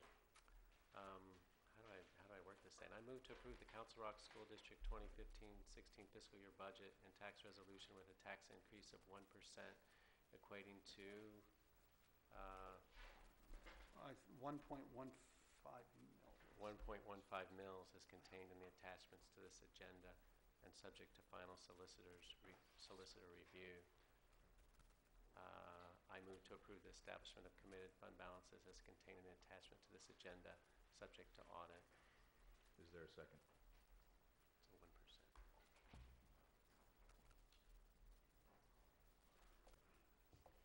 Okay. We'll move that to the next meeting, please. I'm going to move to item number 4. Mr. Grupp, please.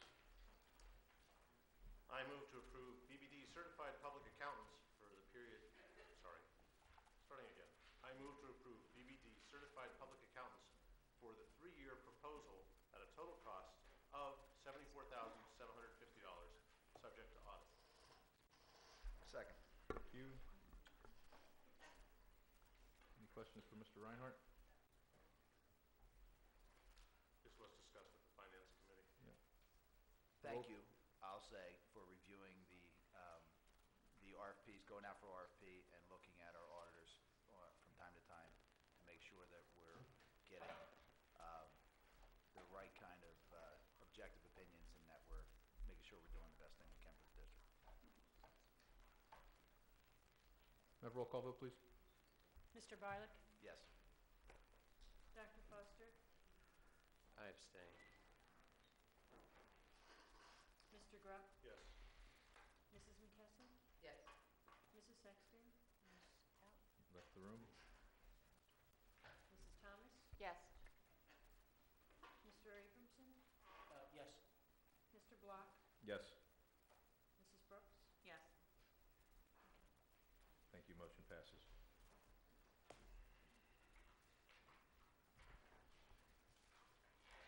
Hey. Mr. Abramson, read the next motion, please. Yeah, I asked you because my daughter's name is on the list.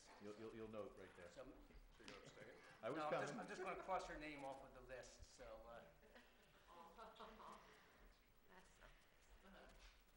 get to keep her around and save some college tuition. I move to approve the graduate listings as contained in the attachments to this agenda pending completion of all graduation requirements. Second.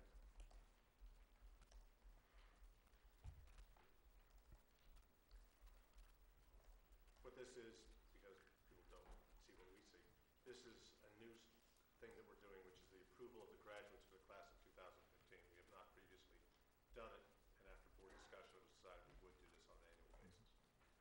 So, because I believe you'll like to vote, may I have a roll call vote, please? Dr. Foster? Yes. Mr. Grubb? Yes. Mrs. McKesson? Yes. Mrs. Sexton stepped down. Mrs. Thomas? Yes. Mr. Abramson? Yes. Mr. Block? Yes. Mrs. Brooks? Yes. Mr. Byler? Yes. Motion passes. I guess Jared is graduating, huh? Ms. McKessie, can we move to number 6, please? I move to award bid items A through C to the vendors listed as contained in the attachments to this agenda, subject to audit. Do I have a second? Second. Any questions? Questions for Mr. Reinhardt? Yes. There's the typical supply bids for school year 15-16. I have the same issue. I am not comfortable voting for our budget without knowing the details of it, and unfortunately, I'm going to vote no for this because I can't allocate funds to something that I'm not supporting. I have a problem with that. So for me, that's a no. If I could just indulge you a little bit there. Please do. I don't like it. This does not require us to make any purchases at the time.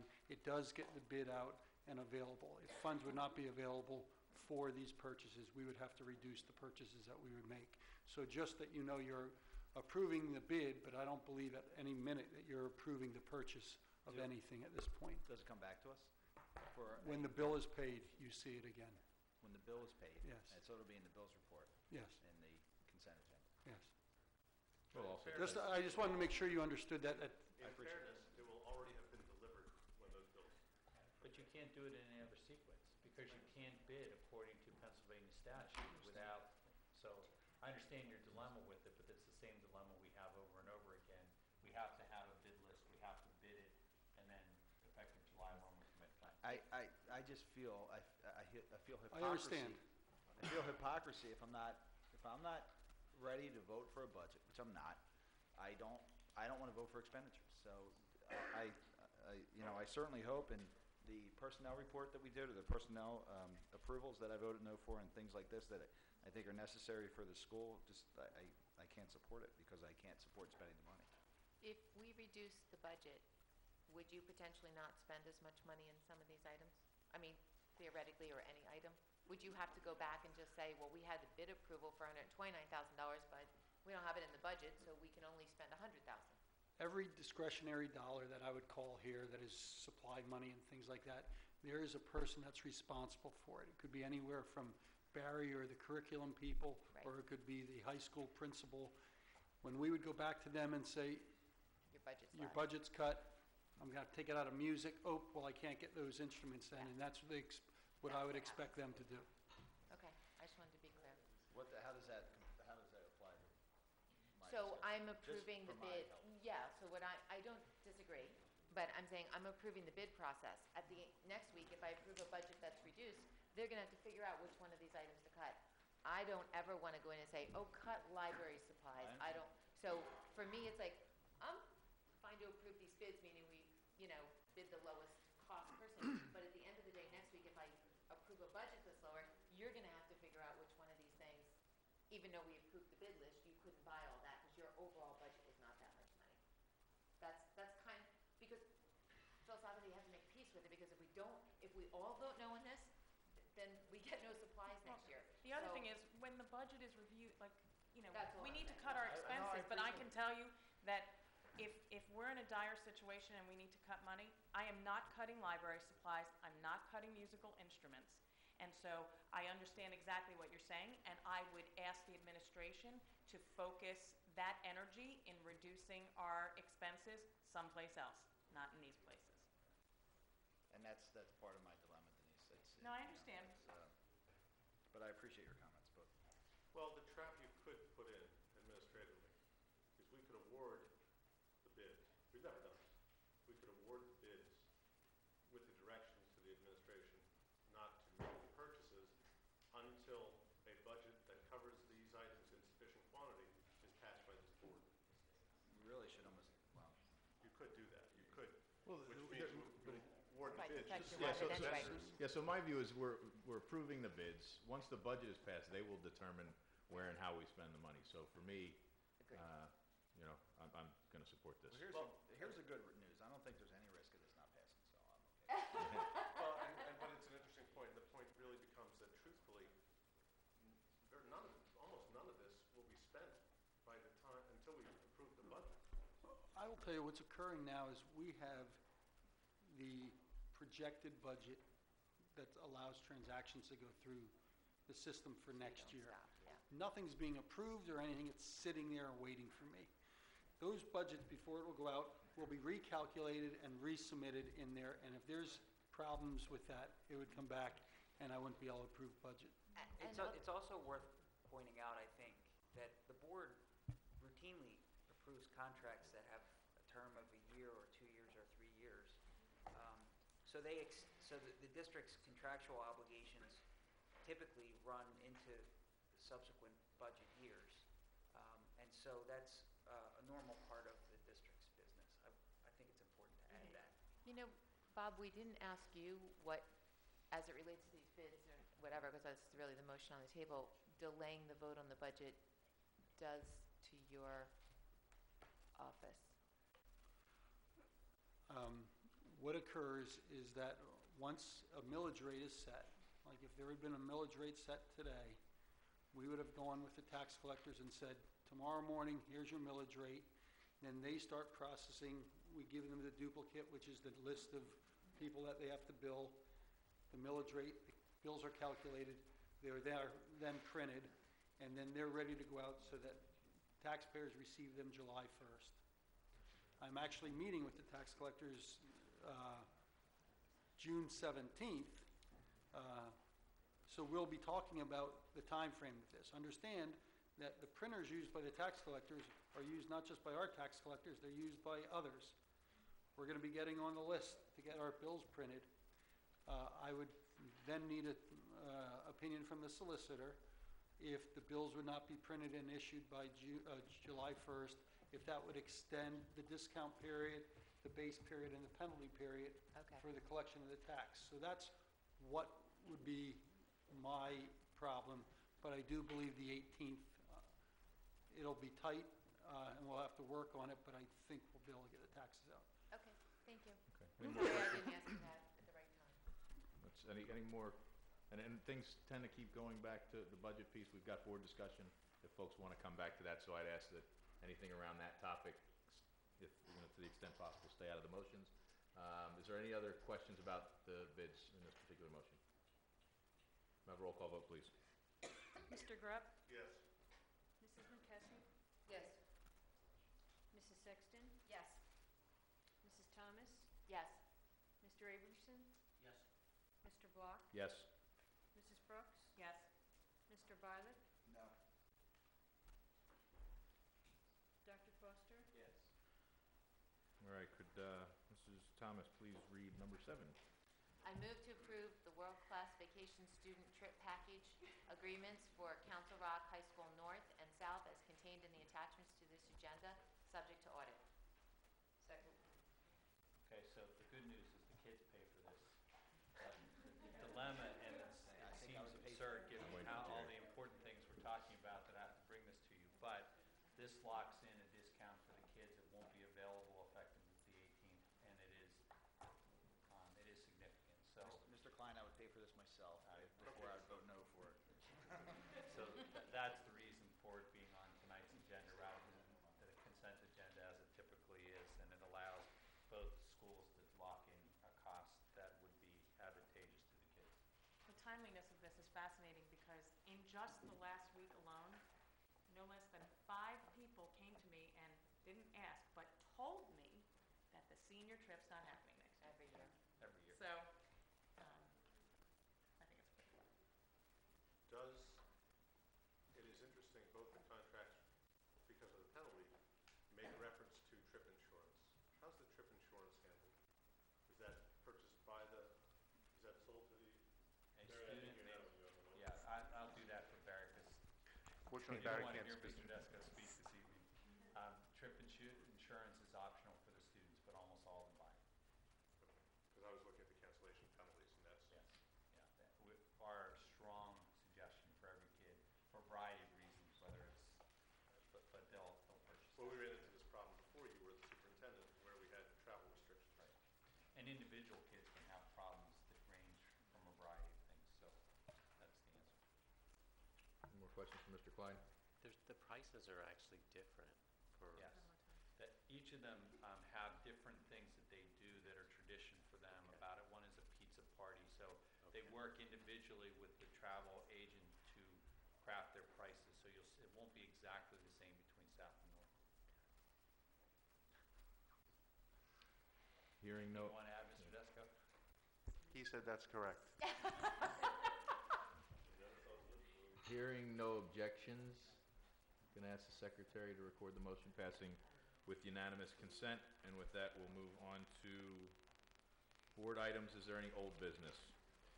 I just want to, with respect to board old business, if I may be presumptuous. You're jumping right to new you have, well, it's old business because I've given it to you, although it's not old business because you looked at it. But I gave you facilities, finance, and academic standards. And the only reason I just want to speak to it is I know Mrs. Brooks had a conflict. We can adjust that a little bit. But then tomorrow I'd like to be able to send out meeting invitations and to lock these on the calendar just so you have a year's worth of dates. Not that we won't, or you won't next year be able to amend those dates if there's a conflict. But if there's anything you see in here that you'd like to amend, just let us know. The one thing I would like to suggest for the board now is that if we do get the budget passed next week, and that's a big if, that we just go ahead and cancel the finance committee meeting in 2 weeks, yes.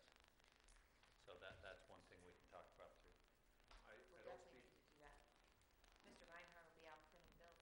Well, yeah, and you'll have a lot of people away that week from what I understand. I don't speak for everyone, but having the December, Hanukkah being December 7th to the 14th, having a meeting on the 10th, I don't perceive as being particularly onerous. I don't know that other people have an issue with that. It's not a particularly important religious holiday. Well, that's why we marked it, to see if there was. I wouldn't have an issue with it. If the question was to me, I wouldn't have an issue with it. I mean, it's just me. I'm going on vacation, and there's a facilities meeting on August 6th that I was hoping could move later in the month, given the nature of facilities issues, but I don't know what everybody else's vacation schedules are like. I have the same issue on July 9th, but I just figure I'm not going to be able to make them all. Well, we can move July to the 16th. I would have to check with my home boss, but I think I'm away. Do we have anything on the 16th? July, Should we we only just- have one meeting in July. I just have to go back and check on when that is. Should we just I wanna say it's the individually 30th. email Yeah, you why don't we get back to, conflicts? Why don't we and then if there's, if you have a major conflict, then you come back Okay, after yeah, this. just in the interest of time, why don't you, if you would, please, but in the next day or two, so I can get this locked down, I'm just respectful for all of you that you need to put these on your calendars, particularly for July and August, so I'm just trying to see how best to do that.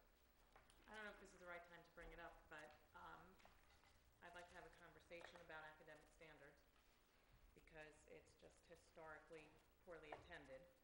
So I'm curious to know if people have a preference. It's really radical. Having a meeting not on a Thursday,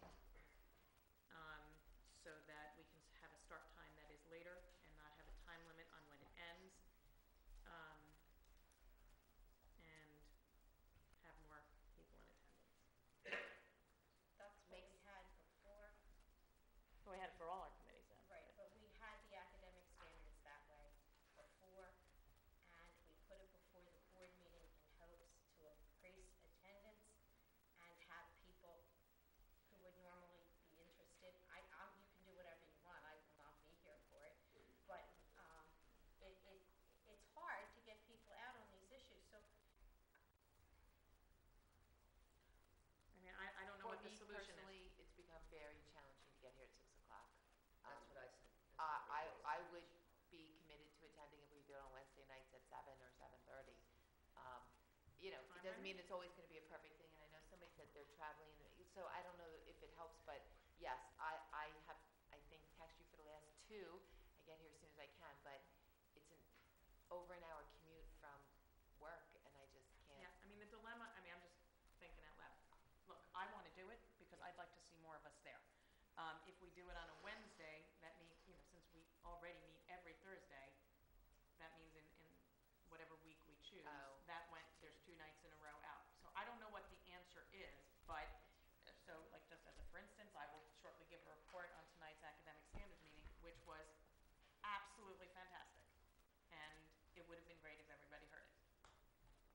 Well, can we radicalize this idea a little bit more? Can we have a morning meeting? Can we start at 8 a.m.? No. 7 a.m.? No. And don't go earlier. 8 a.m. I'm in the office.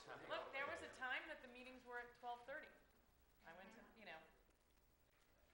Well, and I think that the crux of the issue is if the meetings are presentations, and I think that's what if we could tease out those aspects of them that are presentation versus those items that are for board discussion, those presentations can be made and recorded and provided to the board or even to the community. All I'll say to that is that presentations always go along with conversation.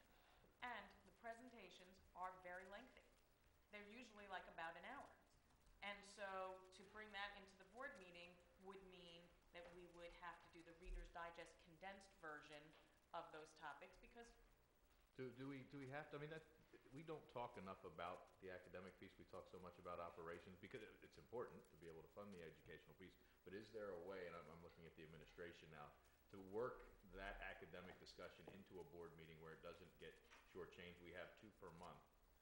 You know, is there a way for us to weight one more operationally than the other to allow for the appropriate time? And maybe, you know, we start it at 7, or maybe we just go a little bit later so we don't have to get meetings all over the place. Just my thought. Andy, there was a time.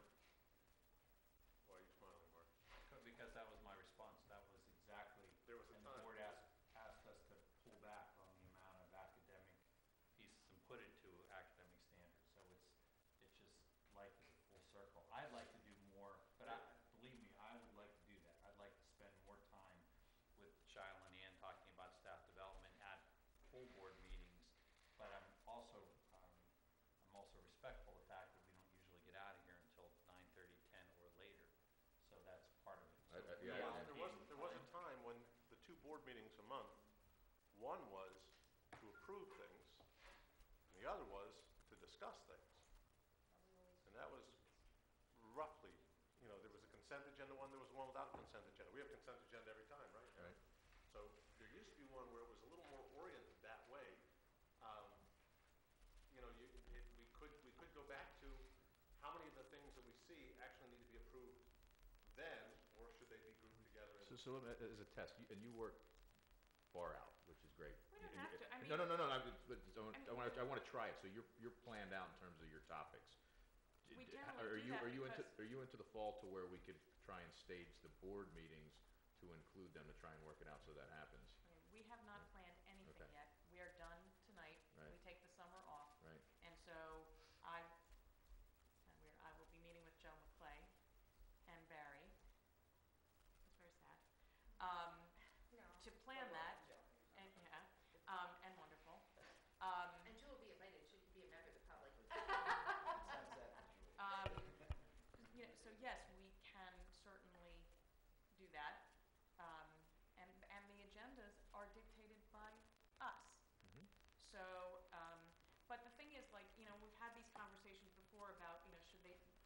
be in this room. There, my struggle is there is a dynamic in a committee meeting that makes it more of a work session. It is a more casual atmosphere. It includes the public tremendously more than it would if we brought it here. And so that's my concern, because I would, sacrificing that would be, I think, a big negative. Here's a compromise on that. You could start the board meetings at 8 o'clock on academic standards night and start academic standards at 6:30. Push it back by half an hour, and maybe we have a little less entertainment. Although I always want to see kids every meeting, so. What I'd rather ask Robert to do is adjust with our team the agenda so that you get more of your business items on the second meeting, and then you can maybe reduce your agenda items on the first meeting to make it a little bit more streamlined. And we could start the meeting at 8. We could run the academic standards from 6:30 to. And there may be some times where you just want to continue to have your academic standards meetings. For instance, I know next year there will be a dynamic about your meeting with the Superintendent Advisory Committee meeting and how that will work. So there might be times where you'll just want to allay that and move something different. But I'm certain we could work on juggling some of the agenda items to make them a little bit more conducive to having that first meeting later. If I could comment, Denise, I know you want folks there for comment, and so there's some discussion among board members and the public. But I'd really like to explore at least having that, if we can't have the committee meetings here, and I understand why. If we can have them televised, not televised, but to record it, televised would be great, but that's a significant added expense. At least record it, put them up on YouTube, because so much is done in those meetings. And I've attended few, maybe 2 academic standard meetings because of the time that they start. But if you miss a facilities meeting, sometimes you're sitting here like a deer in the headlights because so much was discussed during that time. And forget about missing a finance meeting. So if we could record those, I'd like to know what the added expense would be on an annual basis to record those, at least if it, and I know it doesn't give you the discourse that you'd like. Yeah. Record it in the other room, that's fine. And I don't know why we couldn't. Maybe there's, real reasons we couldn't, but boy, it'd be nice on Saturday morning to be able to pull up a YouTube video and look at the Saturday academic morning standards. academic standards? Sure, why not, Great. at 6 a.m. 5:30. Whatever works, that really doesn't matter. Keep going early. You're asking me a question. Okay, so I think we've got a couple options that we can explore. I'm also going to be curious to maybe get some of Dr. Frazier's perspectives coming from an alternative district. Maybe they've got some ideas for us. Can I just ask, did you want to record all the committee meetings? Or just? Yeah, it'd be good to know what an incremental cost there might be to providing, to taping the meetings over there and putting them online for the public. Because there's been public requests for that before. To that end, if that's something you want to consider, and whether you do them by audio only or by video, but it also comes up because we also use that room. Occasionally, we have teleconferences with people conferencing into that room. So if you're going to look at that, you might want to make sure that that room also works for telephone connections, because when we sit at that long table, we only have the one box in the middle and people on the ends don't hear. And to the point that we have had situations where many of us are in the car getting to the meeting. So if you're going to look at it, I'm not looking to spend money, but how much would it cost to get something so that we could record from a few points in the room, or spend some microphones in the room so that we have nice audio. We don't have to put mics in front of everyone, but we have ambient audio, so we can record the conversation. Think about it. I don't want to spend $3,500 to get the audio engineer, I think. We're not looking to add money to the budget, I understand. Well said. No money to spend, but Okay. let's figure out how to make it Is work. there any other new business? Is there any other new business, please? Okay, we're going to move to the committee reports and right back around at you. Actually, I feel bad. I was remiss because I really, as I was driving here today, had the mental note. Don't shake your head now. That this was the last academic standards meeting, and Mrs. McClendon was a part of. And for me, as someone who has been attending academic standards meetings since long before I was sitting up here, I would actually have to venture and say that I have probably spent more time with you than any other administrator in the last 20 years that I've been involved in Council Rock.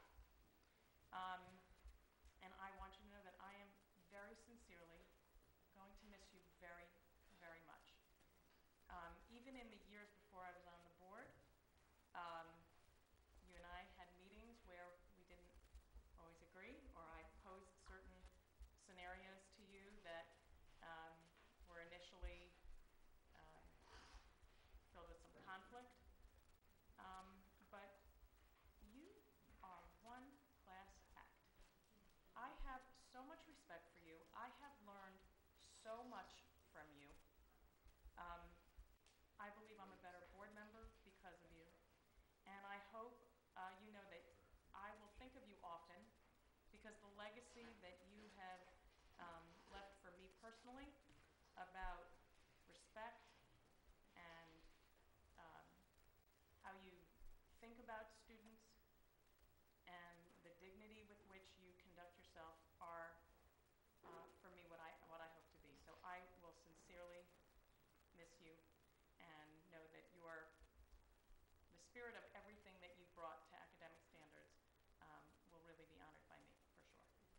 Anyway, tonight we had an amazing presentation about professional development, which we hear, we throw that word around a lot, and we say, our teachers participate in workshops and this and that, but to have a comprehensive discussion about exactly what that means, there are, I think the number was, what was it, like 750-something different opportunities provided to staff in a year, which is sort of mind-boggling to me.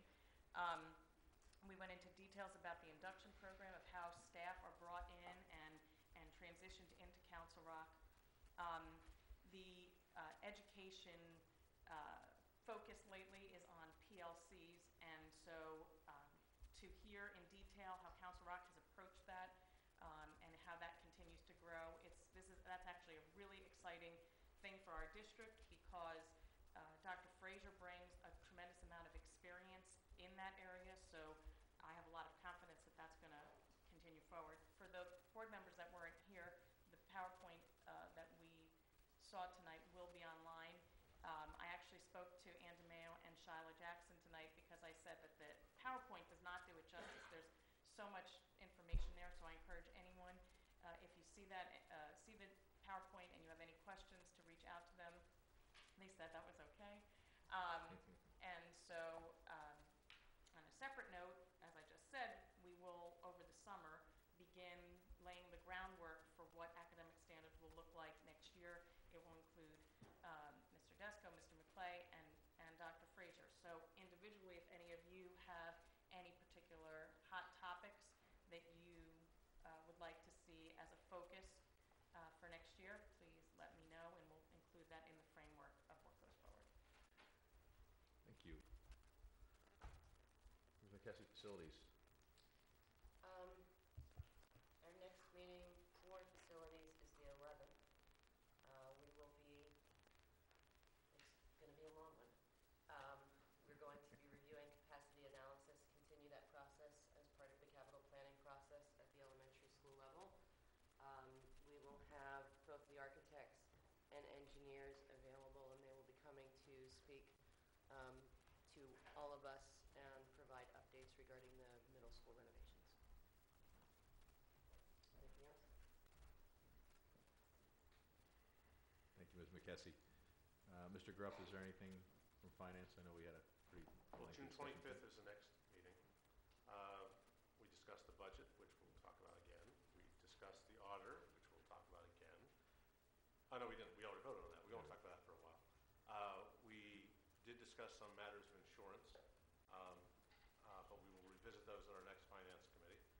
And we also moved forward with an RFP around a financial advisor, or advisory services to the district, which will be distributed shortly. Next meeting, did I say this already? Is June 25th. Yep. Thank you, Mr. Grupp. Dr. Foster or Mr. Bialik, anything from MBIT? We described it last time. Our last meeting, our next meeting is this Monday. So everyone's welcome. We often don't have a lot of public, and it'd be great to see you there. You'll transition to a new superintendent or record, too, in July. And who's it going to be? It's going to be Dr. Weitzel from CB. Okay, we look forward to welcoming him. Ms. Sexton, anything from the BCIU? Bucks County Intermediate Unit graduation will be at Bucks County Community College on Tuesday night. It's always a very wonderful event. You're all welcome also to come to that. If you're interested, let me know. It's a very bittersweet time for those children and their families that had the support for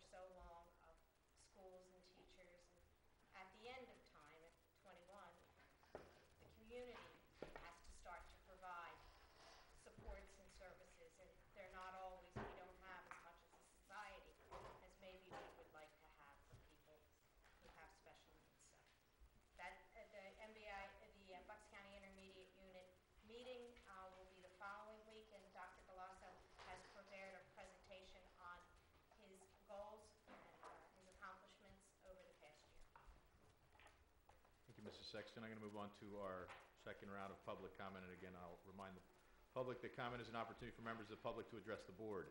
We would ask that you limit your comments to no longer than 3 minutes. Please consider the fact that there may be young children in the audience or watching this broadcast live on CRTV when speaking.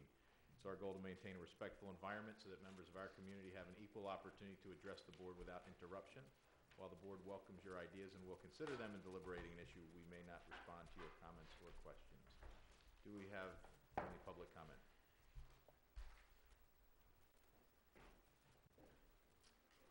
Is there any board comment? I have 2 items. I couldn't be at the event last night for Mr. Klein and Ms. McClendon, I'm very sorry I couldn't be there. My daughter was in a play, and I wouldn't live long if I didn't go there. But I appreciate that, Mr. Klein. I heard it was a wonderful event, and I think it was very well attended by the board and the community. So again, I'm sorry I couldn't make it. I would like to talk a little bit about the Council Rec Education Foundation. I'm really happy to be part of this group and the board liaison for this group. And we met a few weeks ago, Ms. Brooks and a few other members of the board. I don't want to miss anybody, so I'm not going to start naming them. But what we wanted to talk about is, as an alum of Council Rock, I really would like to see an alumni organization come together. I think there's been some discussion in the past, and it really hasn't gotten off the ground. So I think there's some energy around it. And one of the things that we talked about was having an ambassador for each grade, each previous grade. So whether it's the previous class president or just someone who's maybe still in the community and very energized about bringing their class together, and to be able to talk to our alum about the great things that the Education Foundation does. And one of the events that we talked about was doing a all-year reunion, maybe this fall. So if there's anyone that is a Council Rock alum or knows anyone that wants to get involved in this, please contact anybody on the Education Foundation, but certainly reach out to me if you'd like, and we'll be happy to put that in play for you. Thank you. I just want to comment that 2 nights ago, I attended the Elementary Media Festival. That is so cool. It's just absolutely incredibly impressive to see what elementary students are doing creatively and with technology. So I just want to give a shout out to all the organizers, the teachers that supported that and participated. I've gone the last few years. It just gets better and better, and it's an incredible point of pride, I think, for what our teachers, our staff, our students are doing.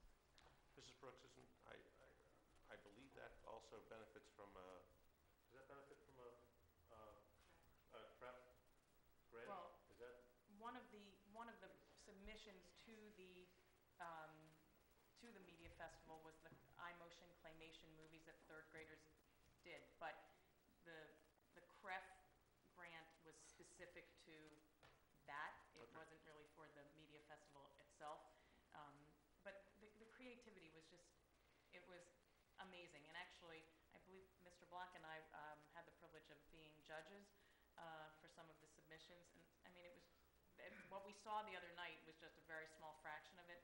The talent, the enthusiasm, the creativity, it was really amazing. And I just look at it in comparison. I mean, I don't know, maybe it just means I'm old, but like when my kids were in elementary school, they did some creative things. But to see how that's progressed and what the kids are doing, and I mean, it was, from the youngest, it was all grades. It was a really impressive night, and one of the things that I look forward to every year. So congratulations to everyone involved. Any other board comment? Okay. Mr. Block, let me just I announce. forgot all about you, No, didn't no, I? it's all right. Solicitor's report. No, I don't. Sorry, I talked to you so much tonight. I don't have a report other than to just say that there was an executive session by the board on collective bargaining on May 28th. That's all I have, Mr. Block. Can I just simply say thank you to each of you who attended last night on behalf of Joy and I. It truly was an amazing event. We very much appreciate it. Thank you to the folks who own and run the Fuge, too, for donating that time, because that was just a cool event. And I have every intent of bringing our principals over there and walking them through along with the class advisors to see if there's potential to use that. But it's just an amazing facility. It's where the old centrifuge was.